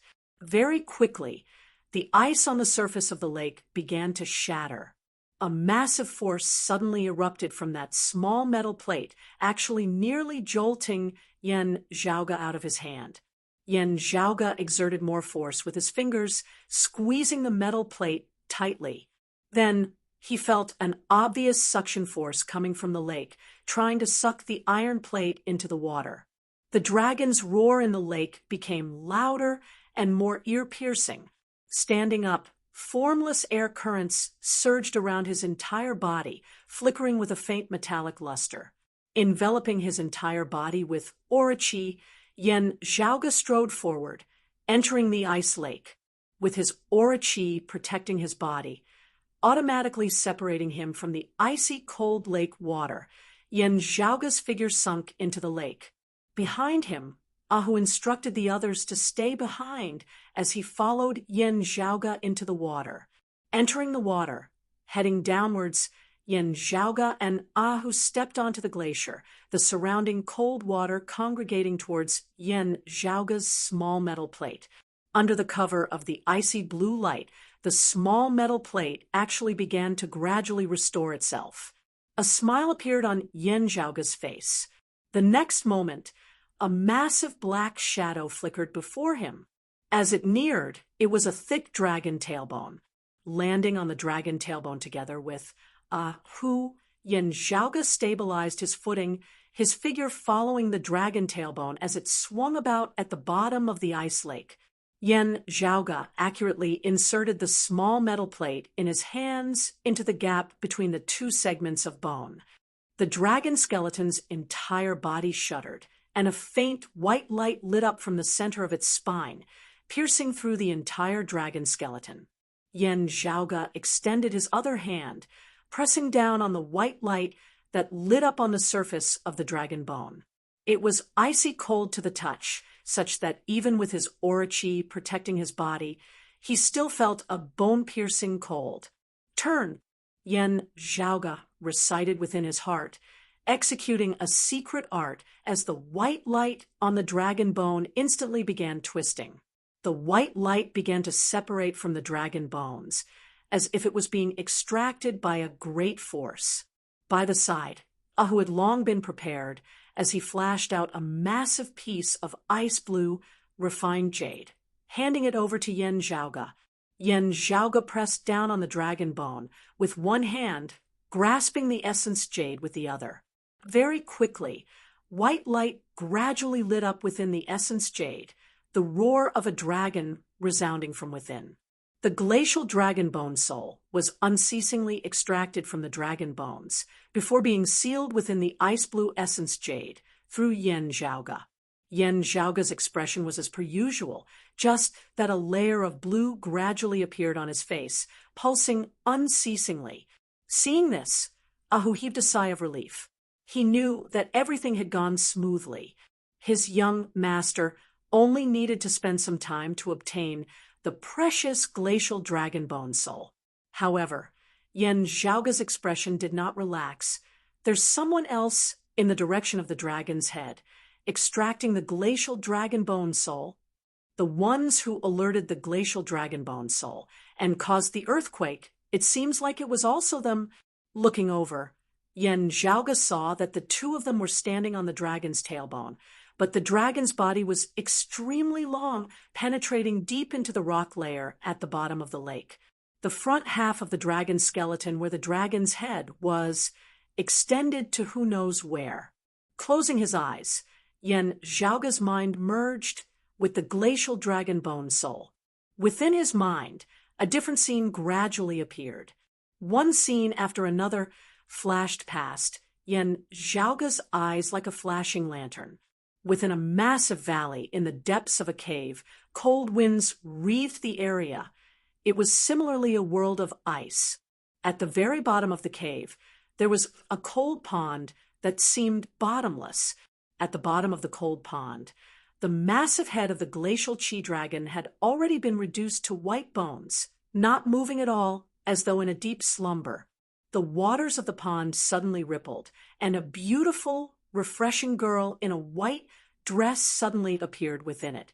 This girl's appearance was not inferior to Sikong Qing's in the slightest, her features perfect and flawless, her pair of eyes that resembled those of a small deer, intelligent yet also delicate, causing others to involuntarily feel tender and affectionate towards her. This is the remnant memory imprint of the glacial dragon bone soul, replaying the events of the past. However, what Yen Zhaoge took note of was that the other party was clearly someone he knew. Although he had never personally interacted with her before, Yen Zhaoge would definitely not recognize her wrongly. This girl was called Meng Wan, a disciple of the Sacred Sun clan. Interesting, Yen Zhaoge's pupils dilated slightly. Just a few years ago, an extremely powerful sacred artifact had suddenly appeared in the Eight Extremities world. This treasure was known as the Extreme Yin Crown. Its origins were unknown, but its power was unparalleled. Its grade could be said to be one of the highest in the Eight Extremities world of post-Great Calamity times. However, this sacred artifact was rather strange. Ordinary people, even martial saints, would not be able to wield even the slightest bit of its power. Only girls with the extreme Yin physique, after stepping into the martial scholar realm, would be able to wield a limited amount of its power. However, this extreme Yin crown was really too powerful. Even when wielded by a maiden of extreme Yin of the martial scholar realm, they would still be able to wield the power of an ordinary sacred artifact, even if it was only for a short period of time. After discovering the crux of the matter, the Eight Extremities world instantly boiled over. The various sacred grounds all began searching for girls with the extreme Yin physique to enter the clan, to be groomed. It was just that maidens of extreme Yin were rare in the first place. Moreover, they still had to choose those of suitable age to cultivate in the martial Tao. However, the Eight Extremities world was vast and populous. In the end, they still managed to find a few, each belonging to a different sacred ground. The Extreme Crown was too powerful. Female martial practitioners of the martial scholar realm could already wield great power. If a maiden of Extreme Yin stepped into the martial grandmaster realm, that would be even more unimaginable. If any one of them monopolized the Extreme Yin crown, the other sacred grounds would find it hard to accept. However, the power of the Extreme Yin crown had a very strong suppressive effect on the Eight Extremities world's old enemies, the Flame Devil race. It was a power that the Eight Extremities world urgently needed. Therefore, after a meeting, the various sacred grounds decided to hold an Extreme Yin bout every once in a while. The maidens of Extreme Yin of the various sacred grounds would compete against each other, with the winner obtaining the Extreme Yin crown for a period of time. Currently, no maiden of Extreme Yin of the martial grandmaster realm had appeared.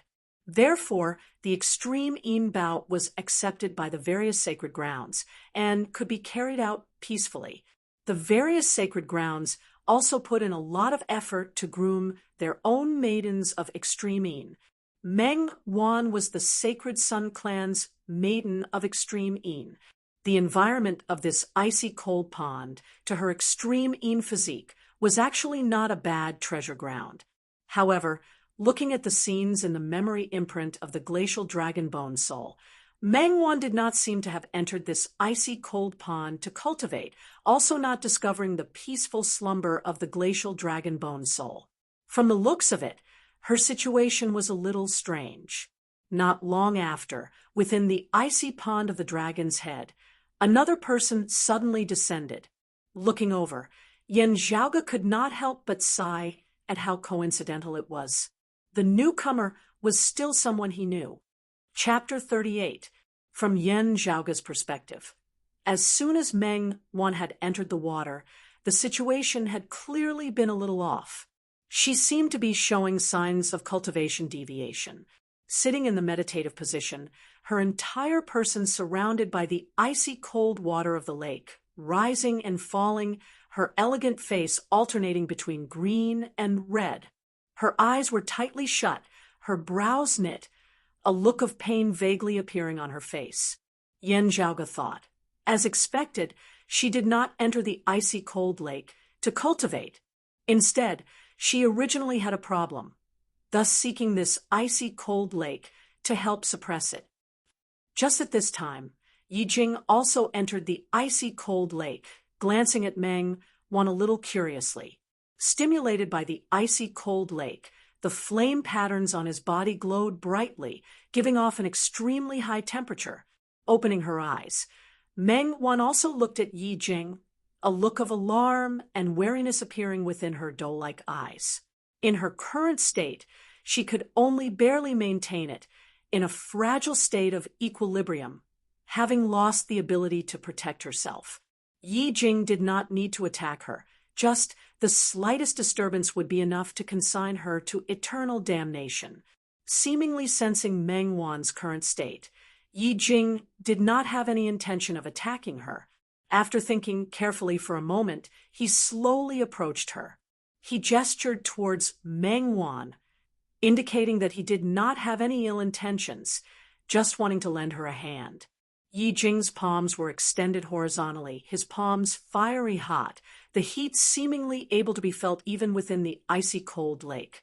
Blinking, Meng Wan clenched her teeth, also extending her palms facing Yi Jing's in the water. She was of the Extreme Yin physique, while Yi Jing's currently reconstructed fleshly body, due to special reasons, clearly possessed a physique that was as hot as fire. While Yi Jing's current cultivation base was still far inferior to Meng Wan's, he was like rain at the right time, just in time to resolve Meng Wan's urgent situation. With his help, the aura chi within Meng Wan's body, who was in danger of cultivation deviation, gradually calmed down. Seeing this scene, Yen Zhaoge rolled his eyes. This plot is so familiar. What a charming first meeting. Although they didn't take off their clothes to treat their wounds, if we meet a few more times in the future, won't a lot of intimate things happen together? Your luck with women is really indescribable. However, due to the surging orachee of the two, within the layer of ice at the bottom of the lake, a faint streak of light slid past the skeleton of the glacial chi-dragon. The glacial dragon bone soul was slowly awakening from its slumber. The cold pond began to shake, and the cold pond water began to tumble. In the ice layer at the bottom of the cold pond, the pitch-black eye sockets of the gigantic skeletal dragon had suddenly lit up with an icy blue light. A moment later, the layer of ice at the bottom of the pool completely shattered. A mighty dragon roar rang out as the skeleton of the glacial chi-dragon lit up with a white light. In the cold pond, it was as if a tsunami was set off. The pool water formed a huge whirlpool, about to crush everything that entered it. In the depths of the cold pond, Meng Wan and Yi Jing's hands were pressed together, their bodies rotating together with the whirlpool, bitterly resisting the pressure brought by the whirlpool. Beneath the whirlpool, the frost chi-dragon's gigantic skeletal head popped out from the bottom of the pool. It opened its mouth wide and roared nonstop. The bone dragon's movements caused the entire frigid lake to tremble, and it even spread to the surface. The glacial valley, where the dragon's tail was located, was also affected at this moment. With the passage of time, Meng Wan and Yi Jing finally gradually adapted to the whirlpool's rotating force and began to think of a way to escape. Gradually, Meng Wan's body was attracted by the skeleton of the glacial chi-dragon as she was dragged onto the dragon's head and sucked in. At this moment, she was circulating her profound art to the maximum, and the white light that had appeared on the dragon's head instantly poured into her body. Seeing the scene playing back, Yin Zhaoge came to a realization: extreme yin physique, truly blessed by the heavens. Indeed, it was she who was pulling on the glacial dragon bone soul over there. Having obtained the glacial dragon bone soul, Meng Wan's face first turned pale before actually quickly regaining its rosy color. Yi Jing, with his hands pressed together, was also sucked onto the skull of the glacial dragon. Although the whirlpool in the water was still pulling on Yi Jing's body, he was still able to barely stabilize himself. Patterns of flames circulated all over his body, as he was clearly also circulating his cultivation art to the maximum. Specks of white light also began flowing through Meng Wan's hands, flowing into his body. Meng Wan did not mind.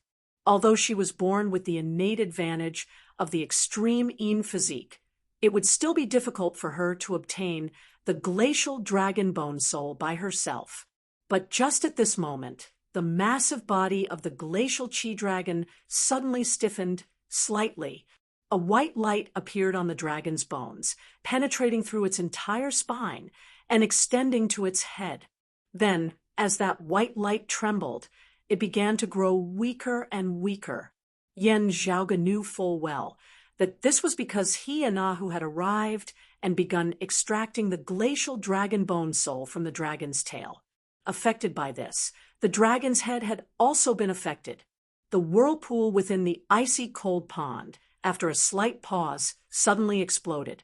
Meng Wan's and Yi Jing's hands, which were pressed together, were jolted apart. The two were swept along by the whirlpool, falling in different directions. The memory imprint of the glacial dragon bone soul completely replayed everything that had happened earlier. Scenes after scenes flashed past, and the memory imprint ended here. The scene that Yin Zhaoge was currently seeing was already synchronized with the real time, through the connection between his mind and the glacial dragon bone soul. Yin Zhaoge was still able to clearly see the situation on the other side. The only difference was that a pair of clear eyes that resembled the waters of a lake now appeared before his eyes, staring straight at him. Meng Wan, whose mind was similarly connected to the glacial dragon bone soul. Yen Zhaoge looked calmly at Meng Wan. Having come to this world and learn of the extreme Yin crown, Yen Zhaoge also learned of a very awkward thing. His Broad Creed Mountain did not have a maiden of extreme Yin. Broad Creed Mountain did not have a female disciple with an extreme Yin physique. Naturally, they were unable to participate in the competition for the extreme Yin crown. However, this did not mean that whoever the extreme Yin crown ended up with had nothing to do with Broad Creed Mountain. Amongst the sacred grounds, there were also good and bad relationships. Coincidentally, Broad Creed Mountain and the Sacred Sun clan belonged to the two factions that were not on good terms. If he himself could not obtain the extreme Yin crown, then for safety's sake, it would be best if the other party did not obtain it as well.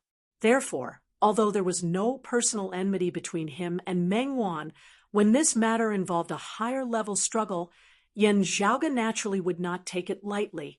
Looking over, Yen Zhaoge saw that over at the icy cold pond, due to the earlier turbulence, it was already showing signs of collapsing. The stone walls surrounding the pond were all collapsing, connecting with other underground rivers as the pond water began to surge in all directions.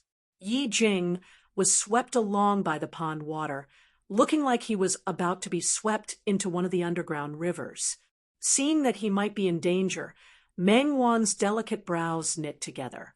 She wanted to reach out and save him, but her body was currently being sucked in by the glacial dragon bone soul, and she was unable to move. Meng Wan flicked her wrist, activating her aura chi. A long silk, resembling a spear of fine steel, pierced through the turbulent waters of the pond. Arriving before Yi Jing, Yi Jing hurriedly grabbed hold of the long white silk. As it came into contact with Meng Wan's aura chi, Yi Jing's mind went into a slight daze. His mind also formed a slight connection with the glacial dragon bone soul. Then, Yen Zhaoge's face appeared before his eyes. Yi Jing's eyes instantly turned bloodshot. Yen Zhaoge! The patterns of flames on his body instantly became even more frenzied, actually beginning to spread crazily throughout his entire body.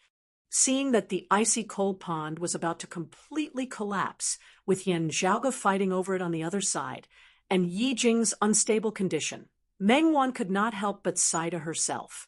Making a prompt decision, she circulated her profound art in reverse, forcibly suppressing the urge to spit out blood as she forcibly severed her connection with the glacial dragon bone soul, preparing to escape and get out of the icy cold pond first. Yi Jing's eyes were on the verge of bursting out of their sockets, his anger and resentment all transforming into hatred that surged to the heavens. Wherever I go, you're going to chase after me, trying to exterminate me. Let me tell you, it's not that easy. You dog, trying to harm me time and time again. This enmity, this hatred, is absolutely irreconcilable. Looking at Yi Jing, Yen Zhaoge smiled coldly. Brat, you should rejoice that I'm currently not in that icy cold pond of yours. Meng Wan's reaction is really fast, directly breaking off the connection and wanting to run. Otherwise, I would have directly sent people to the icy cold pond to block you too. But do you think that just like this, I won't be able to take care of you? Pay me some interest first. Chapter 39. Because of this, he could continue to build deep friendships with girls. Both husband and wife returned home, reaped the rewards, embarked on the road to success, and then came back to find trouble with me? That's a good idea, but you better obediently go drink water from the underground river. Yen Zhaoge let out a derisive laugh, directly halting his actions of collecting the glacial dragon bone soul, instead striking out with a palm onto the small metal plate. The small metal plate shook violently, and then the huge skeleton of the glacial chi dragon also shook violently. The ice dragon bone soul immediately let out an earth-shattering roar, its roar deafening. As Yen Zhaoge's palm left the dragon bone, his connection with the glacial dragon bone soul was immediately severed. On the other side, Yi Jing and Meng Wan were also no longer able to sense the situation on Yan Zhaoga's side. Just as they were still in shock, the ice dragon bone soul suddenly exploded with great strength, and the huge ice chi dragon skeleton twisted its body crazily. A huge whirlpool reappeared in the cold pond. The violet water and the collapsed stone walls scattered in all directions. The frigid ice chi dragon's skeleton suddenly raised its head and rammed into Meng Wan's body. Meng Wan barely managed to block it. Her whole body shook violently, and she could no longer hold onto the white silk. Yi Jing gave a muffled groan. Having lost Meng Wan's guidance, his entire person was swept into an underground river by the pond water, and in an instant he was swept away to who knows where. The sun could not be seen in the water, and it was completely dark. Yi Jing spun along with the flow of the water, his body constantly colliding against the stone walls of the river. He could only see stars before his eyes, the world turning upside down. Yen, Zhao, Yi Jing once again roared madly, but no sound came out. Only the icy, bone-chilling river water poured into his mouth, forcibly blocking the second half of his sentence. His body was once again covered in cuts and bruises, but it wasn't flesh and blood that flew everywhere, but streaks of flowing fire. Unfortunately, as soon as the flames appeared, they were drowned in the cold and turbulent river water. Meng Wan came back to her senses, but there was nothing she could do. In the turbulent pool water, it was difficult to even protect herself. She could only forcefully stabilize her body and wait for the water to calm down before she dared to move. Within the glacial valley on the other side, Yan Zhaoga was leisurely and contented as he once again placed his palm on the dragon tailbone, once more absorbing the remaining portion of the glacial dragon bone soul remaining within. It was supposed to be a beautiful first encounter, but it turned out to be like this. I wonder how big the shadow in someone's heart is right now. Yan Zhaoga was taken aback. You think it's over just like that? Kid, this is just the beginning. Go look for it. Follow the tremors of the earthquake and head north. You should be able to find a cave with a cold pool at the bottom. Yan Zhaoga instructed. The sacred Sun Clan's maiden of extreme Yin, Meng Wan, should be nearby. Although Yi Jing was washed into the underground river, he is still in that area. With that area as the center, we'll expand our search in all directions. Ahu nodded. Yes, young master. Yan Zhaoga continued to remain at the bottom of the ice lake. Accompanied by the absorption of the glacial dragon bone soul, the restlessness of the glacial chi dragon skeleton had already begun to gradually subside. After having completely absorbed all of the glacial dragon bone soul, Yan Zhaoga's palm finally left the dragon tailbone before he pulled out the small metal plate from within. Speaking of which, this thing still belongs to Yi Jing. Yan Zhaoga laughed unconcernedly. Let's collect some interest first. The ice blue jade in his other hand had suddenly turned pure white, with the vague image of a dragon moving up and down within it. A series of dragon roars rang out from within, and the jade seemed to have a life of its own as it pulsed on its own. Even with the strength of Yan Zhaoga's hand, he actually felt a little like he was unable to hold onto it firmly. Yan Zhaoga exited the ice lake. Although Ahu had gone in search of the icy cold pool under orders, there were still a few black-clothed martial scholars waiting for him here. Leave 2 people behind to stand guard in this glacial valley, then send someone to inform the clan to come and collect the glacial chi dragon skeleton. Hearing Yan Zhaoga's instructions, one of the black-clothed martial scholars replied, Yes, young master. Although the most valuable glacial dragon bone soul was gone, the glacial chi dragon skeleton still held a very high value. Yan Zhaoga left the glacial valley and headed north, in search of that icy cold pool. On the way, Yan Zhaoga held that piece of jade, his aura chi permeating within as he shook the glacial dragon bone soul. The glacial dragon bone soul resembled a streak of white light as it swam unceasingly within the jade. Stimulated by Yen Zhaoge's aura qi, it instantly surged towards his body. The strength of its strength caused Yen Zhaoge's body to feel numb for a moment. However, Yen Zhaoge did not mind it. With a silent cry within the qi ocean of his dantian, a clear qi was born.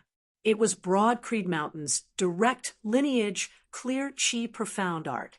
However, unlike other Broad Creed Mountain martial practitioners, within the clear qi within Yen Zhaoge's dantian, the phenomenon of chaos actually vaguely appeared.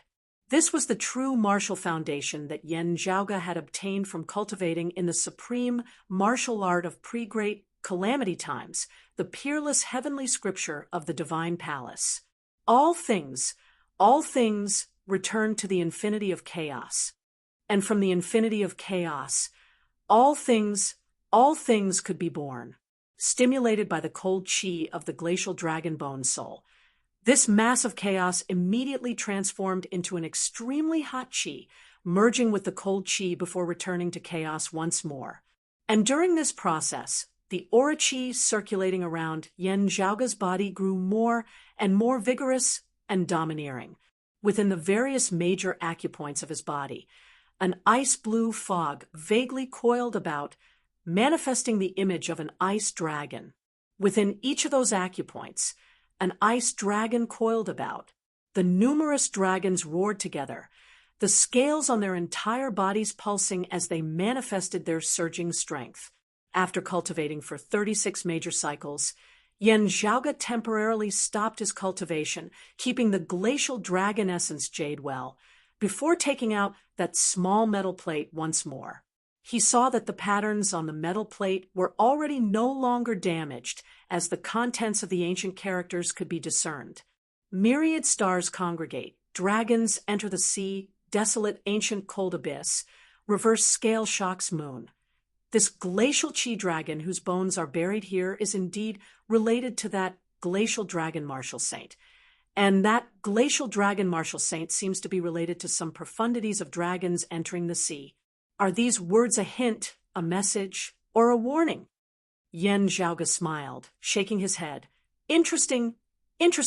As for the martial legacy that the glacial dragon martial saint might have left behind, Yen Zhaoge did not place much importance on it.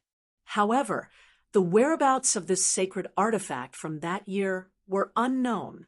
To the current Yen Zhaoge, it was something that held a lot of attraction. However, there were currently few clues, and it could be considered a rather distant matter. What Yen Zhaoge was currently interested in was firstly Yi Jing's whereabouts, and secondly Meng, one who had also been within the icy cold pond earlier. Maiden of extreme Yin, Yen Zhaoge laughed bitterly. In the vast heaven domain, not being able to find a single maiden of extreme Yin, Broad Creed Mountain's luck is really bad. Maidens of extreme Yin were too rare, and not every sacred ground had one. Therefore, in the previous two extreme Yin bouts, Broad Creed Mountain had only been able to watch helplessly as other powers' maidens of extreme Yin competed, with the victor keeping the extreme Yin crown for themselves. This caused Yen Zhaoge to feel very sad. While Yen Zhaoge did not have much understanding of the extreme Yin crown, which had appeared in this world following the Great Calamity, within the records of the Divine Palace of before the Great Calamity, there had been a peak cultivation technique that was exceptionally suitable for female martial practitioners of the extreme Yin physique to cultivate in, definitely surpassing any of the current ones of the Eight Extremities world. If Broad Creed Mountain had such a disciple, even if other than possessing the extreme Yin physique, her talent in the martial Tao was mediocre, Yen Zhaoge would still have full confidence of being able to groom her well enough to contest for the extreme Yin crown. However, even the cleverest housewife cannot cook without rice. Whatever he said would be pointless. Chapter 40. In the central heaven region, deep within the mountains of Broad Creed Mountain, there was a cave manor. This was where Broad Creed Mountain disciples went into secluded cultivation. The stone door outside the cave, which had been closed all this time, suddenly opened slowly. A girl of only 15 or 16 years of age walked out. She was dressed in a white dress, giving the mottled forest a bright tint of color, resembling a lily quietly blooming in the night. Outside the cave, two youths were waiting. Seeing the girl come out, their faces revealed smiles. Junior apprentice Sister Lin has come out of seclusion. Lin Yushao smiled warmly, first bowing to the two, senior apprentice brother. The two youths returned her greeting, one of them smiling. Congratulations, junior apprentice Sister Lin, for making a huge breakthrough in secluded cultivation.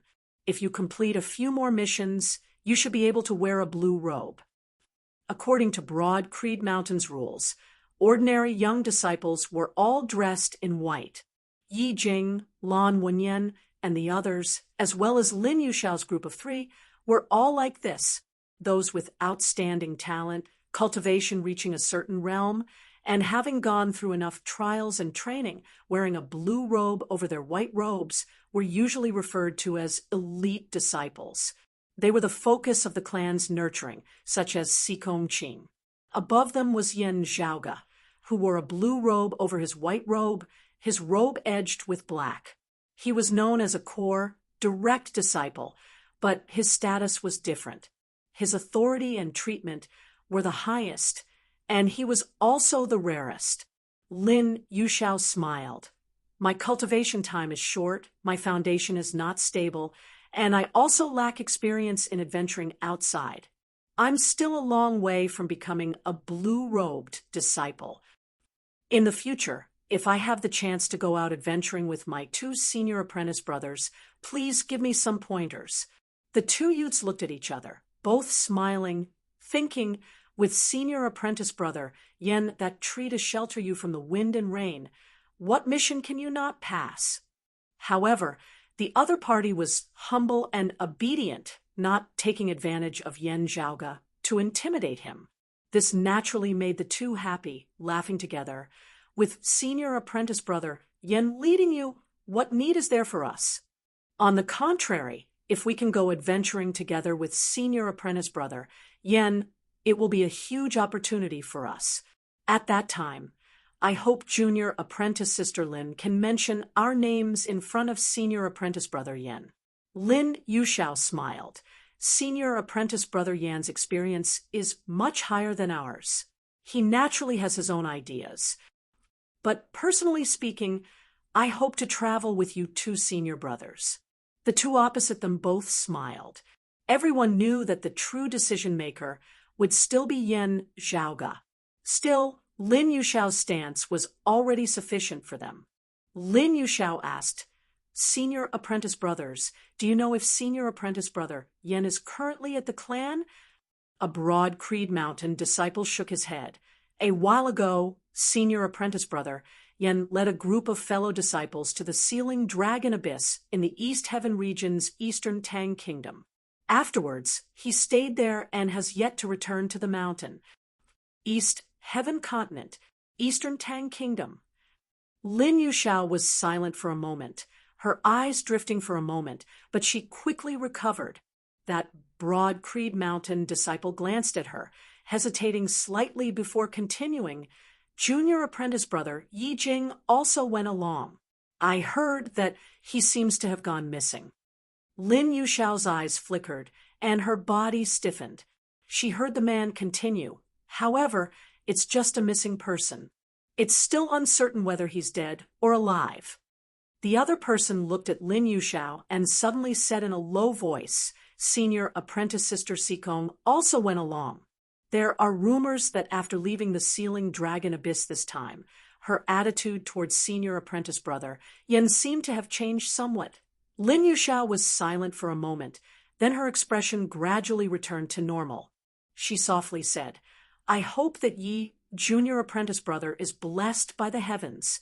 Regardless of what happened before, they were all from the same clan after all. What she said was completely normal. It was just that the two Broad Creed Mountain disciples looked at each other, a strange smile on their faces. They nodded in agreement. That's right, I hope that he's blessed by the heavens. The three of them said their goodbyes. Lin Yushao stood quietly outside the stone manor, as if she were a statue, not moving at all. After a long time, she let out a light sigh, finally feeling a bit angry. After reporting the results of her secluded cultivation to the elders of the clan, Lin Yuxiao requested to leave the mountain and head to the East Heaven region's eastern Tang kingdom. That was also her hometown. Hearing her request, the elders' gaze inevitably became a bit ambiguous. Everyone knew that Yan Zhaoge was currently in the eastern Tang kingdom. However, the elder did not stop her and very straightforwardly approved her request. Lin Yuxiao was as gentle and polite as ever. She excused herself, then returned to her residence, packed her belongings, and left the clan. It was just that under her calm exterior, her emotions were extremely complicated. Even she herself could not understand why she wanted to head to the Eastern Tang Kingdom so urgently. Yan Zhaoge was currently in the Luliao Mountains, waiting for the report of his subordinates searching for Yi Jing and Meng Wan. Young master, Miss Lin has left seclusion and is currently heading over to the Eastern Tang Kingdom. Receiving his subordinate's report, Yan Zhaoge blinked his eyes, feeling curious. Why is she in such a hurry to come over? For someone who had never met, never spoken to, never communicated with, and could only search through the memories of his body's original owner, Yan Zhaoge currently did not have much of an impression of Lin Yuxiao. There were no good or bad feelings regarding the opinions and understanding of these people who had interacted with his body's original owner. Yan Zhaoge believed in personally interacting with them and understanding them. The original owner's memories were just data, although this junior apprentice sister Lin could be considered the original source of conflict between him and Yi Jing. In the end, this girl and the original owner of his current body had some sort of relationship. In the eyes of others, she and he were still lovers. Oh, since she has finally left seclusion, let's first meet her and see what kind of person she is. Yan Zhaoge thought for a moment, then retracted his thoughts and once again focused on the matter of searching for Yi Jing and Meng Wan. If we can find them, then we'll search. If we can't, it's fine too, Yan Zhaoge said carelessly. However, if we find Yi Jing's whereabouts, don't make a move. Ascertaining his whereabouts is enough. I will personally deal with him. The others only thought that Yan Zhaoge wanted to personally take action to vent his anger, so of course they agreed. But that Meng Wan, Yan Zhaoge pondered in his heart. Chao Yuanlong, Xiao Shun, Meng Wan. The Sun Saint clan's people have gathered so densely around the Sealing Dragon Abyss and the Luliao Mountains. What are they doing here? Yan Zhaoge's interest was piqued a little. Information on the Sun Saint clan's side was naturally much more difficult to gather. The information Yan Zhaoge had on hand was also fragmented and simple. The only thing he could be sure of was that they did not come for the abnormalities in the Sealing Dragon Abyss, but rather seemed to be searching for something. From the looks of it, it seemed more like their personal actions, and not that the Sun Saint clan had sent them. Young master, a black-clothed man, suddenly appeared in front of Yan Zhaoge. Yan Zhaoge asked, "Whose whereabouts have you found?" "That maiden of extreme Yin of the Sun Saint clan." Yan Zhaoge nonchalantly snapped his fingers. "Lead the way, let's go take a look together. As for Hu, let him continue searching for Yi Jing." It was rare that Meng Wan was alone far from the clan, and from the looks of it, it also did not seem like the Sun Saint clan had experts hidden behind her, setting up an ambush. If there was no chance, then so be it. If there was a chance, and he did not do something, Yan Zhaoge felt that he would not have the face to return to Broad Creed Mountain in a battle between two sacred grounds. If there was no third party interfering, just one side having a martial saint or a sacred artifact, it would already be able to affect the balance of the battle, even determining victory or defeat. Not to mention the fact that the Extreme Yin crown was not something that ordinary sacred artifacts could compare to. If the Maiden of Extreme Een who wielded it stepped into the martial grandmaster realm, its power would be even greater. The only problem was, if he did something, to what extent? Kill her? That seemed a little too ruthless.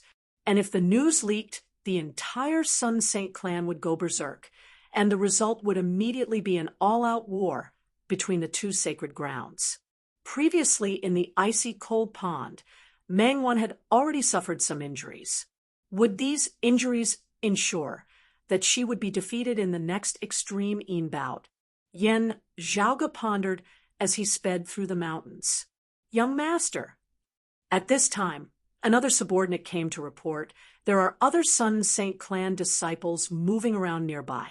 They should be the people who had traveled with Chao Yuanlong. Chapter 41. Following Mengwan's trail, he lost track of her after a period of time. While Yen Zhaoge felt some regret, he did not mind it too much. However, not long after, his subordinates sent back news that they had found Mengwan's whereabouts again. Yen Zhaoge and the others didn't think too much about it, as they followed her once more. However, after traversing mountains and traversing ravines for a period of time, the woman's tracks vanished once more. There's a problem. Repeating this, Yen Zhaoge halted, his gaze deep and distant. A black-clothed grandmaster beside him nodded. It seems to be leading us somewhere. Yen Zhaoge looked at the lofty mountain range before him. Ambush? It doesn't seem like it. We've passed many places suitable for ambushes along the way. After pondering for a moment, a faint smile surfaced at the corners of Yen Zhaoge's mouth. Let's see what you're up to. Xiao Chun waved his hand, indicating for the crowd to disperse. The black-clothed cultivators around him immediately scattered into the dense forest.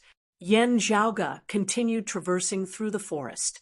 After a moment, a black-clothed martial practitioner suddenly reported, "Young master, there are sacred Sun Clan disciples moving about in the vicinity of a valley 2 li east of here."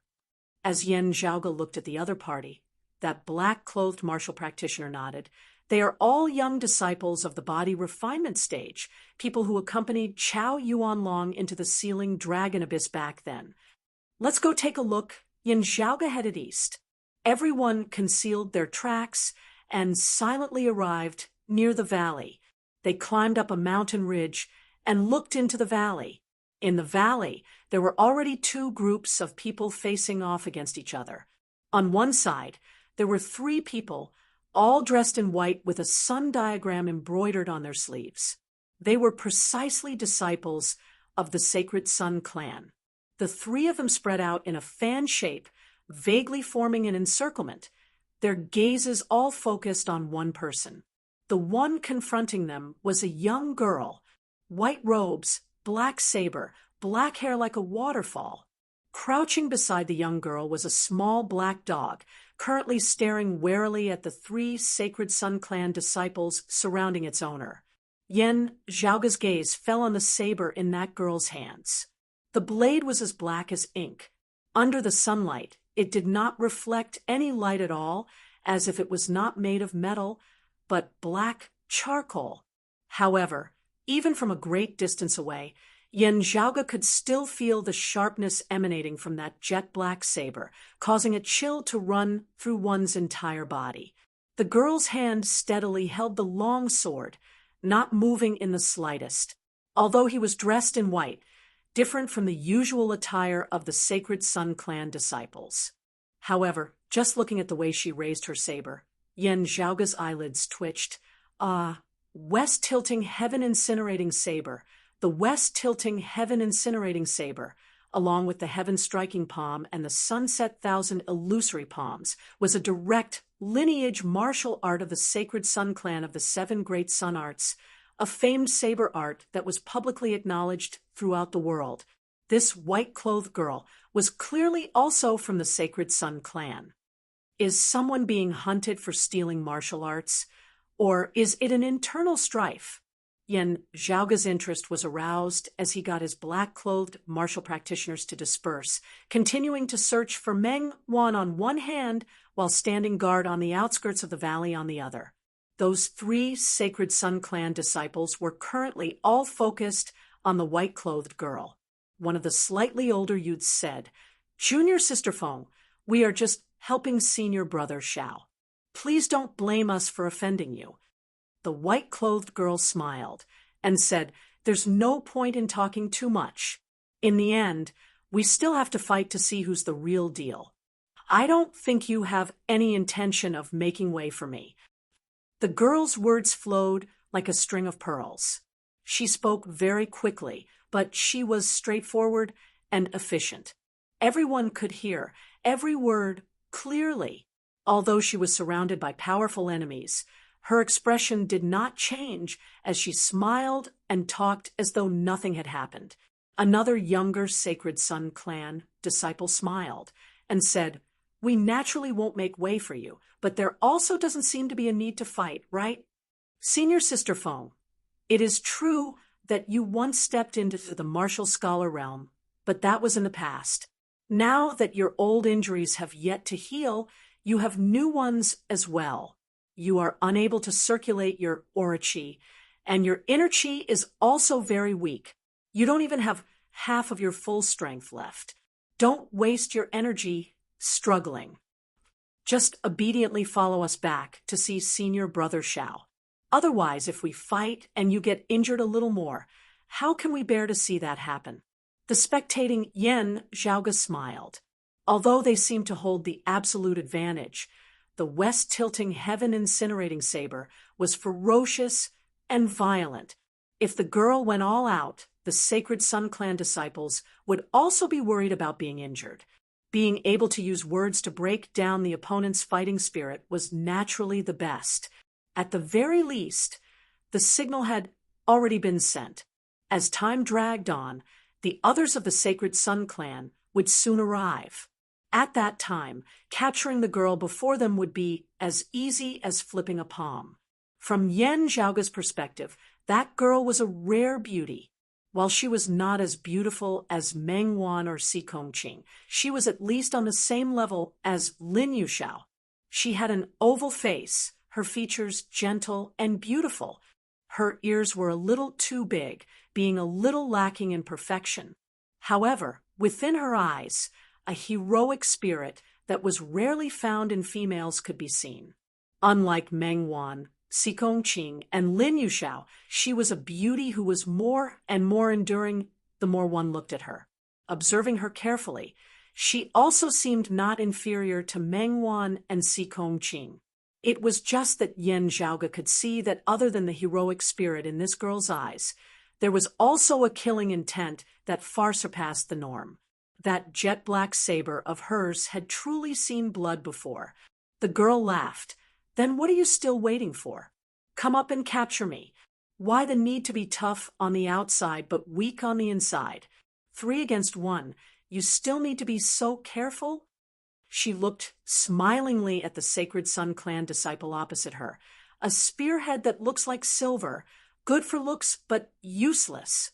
The expression on that Sacred Sun Clan disciple's face changed slightly as he snorted, staring at the girl, his smile gradually turning venomous. "It feels like senior apprentice Sister Foam has been lacking men these days.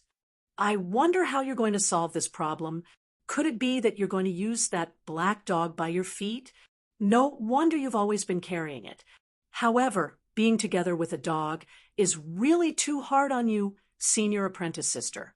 Do you want me, your junior apprentice brother, to help you?" Hearing his words, that girl was not angered, as she said leisurely, "A pity that you guessed wrong. My family's little meaty is female." The little black dog by her feet let out 2 whimpers, staring viciously at that Sacred Sun Clan disciple. However, if one looked carefully, it indeed did not have a handle on its crotch. The girl said neither hurriedly nor slowly, "As for a small toothpick like yours, junior apprentice brother, you can just forget about it. Fold it into 2 and put together. It would only be the thickness of 2 toothpicks. Any girl would not be able to use it. Ah. Hearing her words, that Sacred Sun Clan disciple was so angered that his face turned pale. Another person by the side snorted, staring at the girl as he smiled maliciously. Senior apprentice sister knows junior apprentice brother Kai's size so well. It looks like you've experimented with it before. Ah, I guessed. The girl smiled nonchalantly. As for whether I guessed right or wrong, this junior apprentice brother Kai, why don't we all take a look now? And no, not just that junior apprentice brother Kai, who was flustered and exasperated. Even the spectating Yen Zhaoge currently had a dazed look on his face. Girl, while we of the pugilistic world do not bother with trifles with your appearance and posture, there is an 80% chance that you're still a virgin and a 20% chance that you're also the type that doesn't have much experience in that area. Speaking so fiercely, comparing who's dirtier with a man, is that appropriate? That Sacred Sun Clan disciple surnamed Kai flew into a rage out of humiliation, laughing savagely as he walked towards the girl. Whether or not I'm a toothpick, you'll know in a bit. Raising her brows, the girl said calmly, this junior apprentice brother, you actually only need to stand where you are. Because senior apprentice sister, I will go over. Before her words had landed, the saber light had already risen, resembling the great sun slanting to the west, the sun descending. Chapter 42. Her hand was like jade, and her blade was like ink. What was stirred up were golden waves, like the blazing sun. The great sun was no longer hanging high in the sky. Instead, it drew a magnificent and graceful arc as it descended from the sky, burning everything in its path.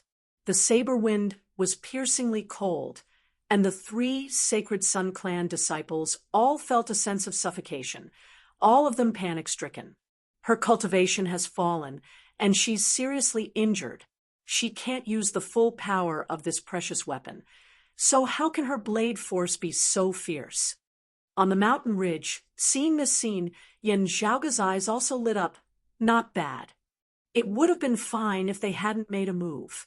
However, as soon as they did, with just a single exchange, Yen Zhaoge knew that the outcome of this battle had already been decided.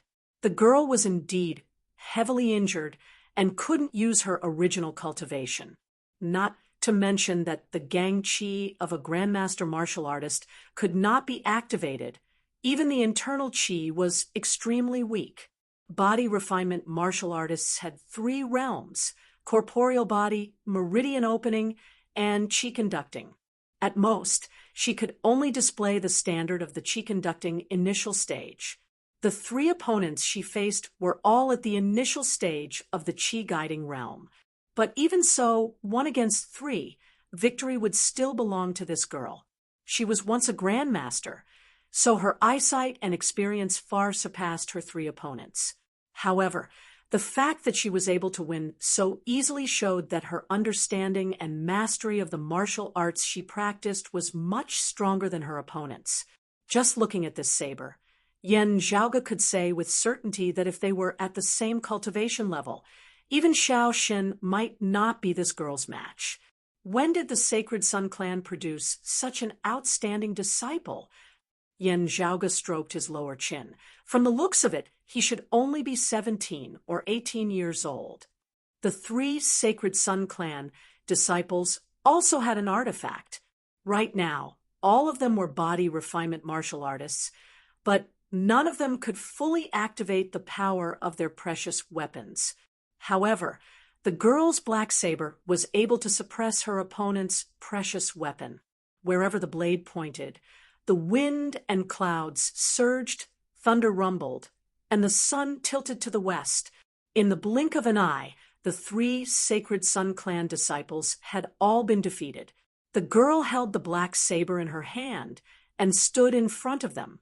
She smiled lightly and said, I already said, all you have to do is wait where you are.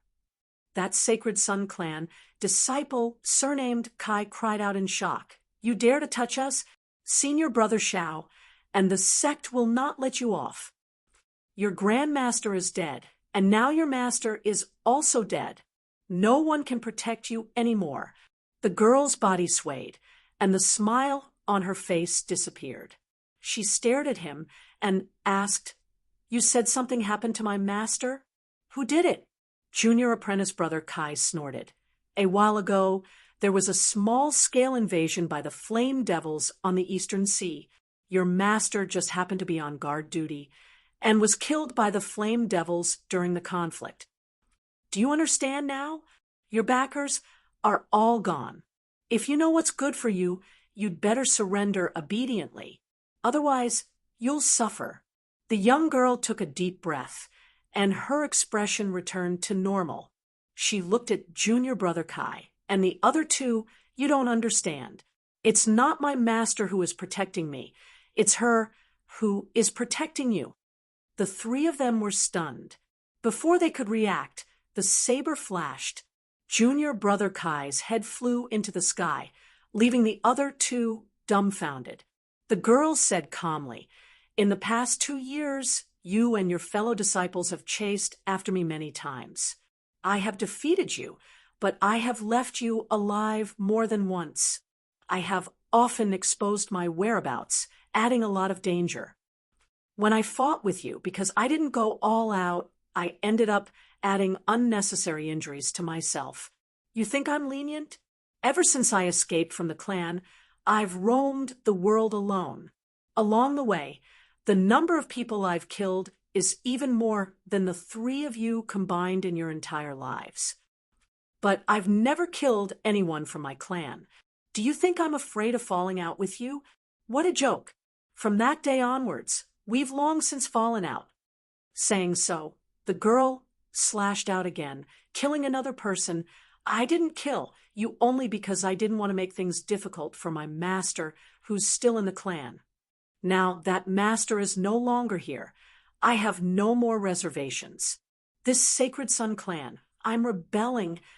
Her third slash, and yet another head fell to the ground. "At most, I'll die. On the road to the Yellow Springs, I'll still have you to carry my coffin." Having killed 3 people on the spot, the girl's expression did not change as she kept her black saber, looking indifferently at her dead fellow disciples. Sorrow gradually appeared in her eyes, not for the 3 before her, but for her master. The Sacred Sun clan is indeed not easy to rebel against. It's very likely that only death awaits you. A voice suddenly resounded by her ear. Startled, the girl turned to look, only to see a white-clothed youth with a black-bordered blue robe appearing before her. Someone from Broad Creed Mountain. Broad Creed, young master Yen Zhaoga. The girl very quickly calmed down. Portraits of Yen Zhaoga's appearance had circulated quite a bit in the 8 Extremities world, and she could also recognize him. Yen Zhaoga smiled slightly.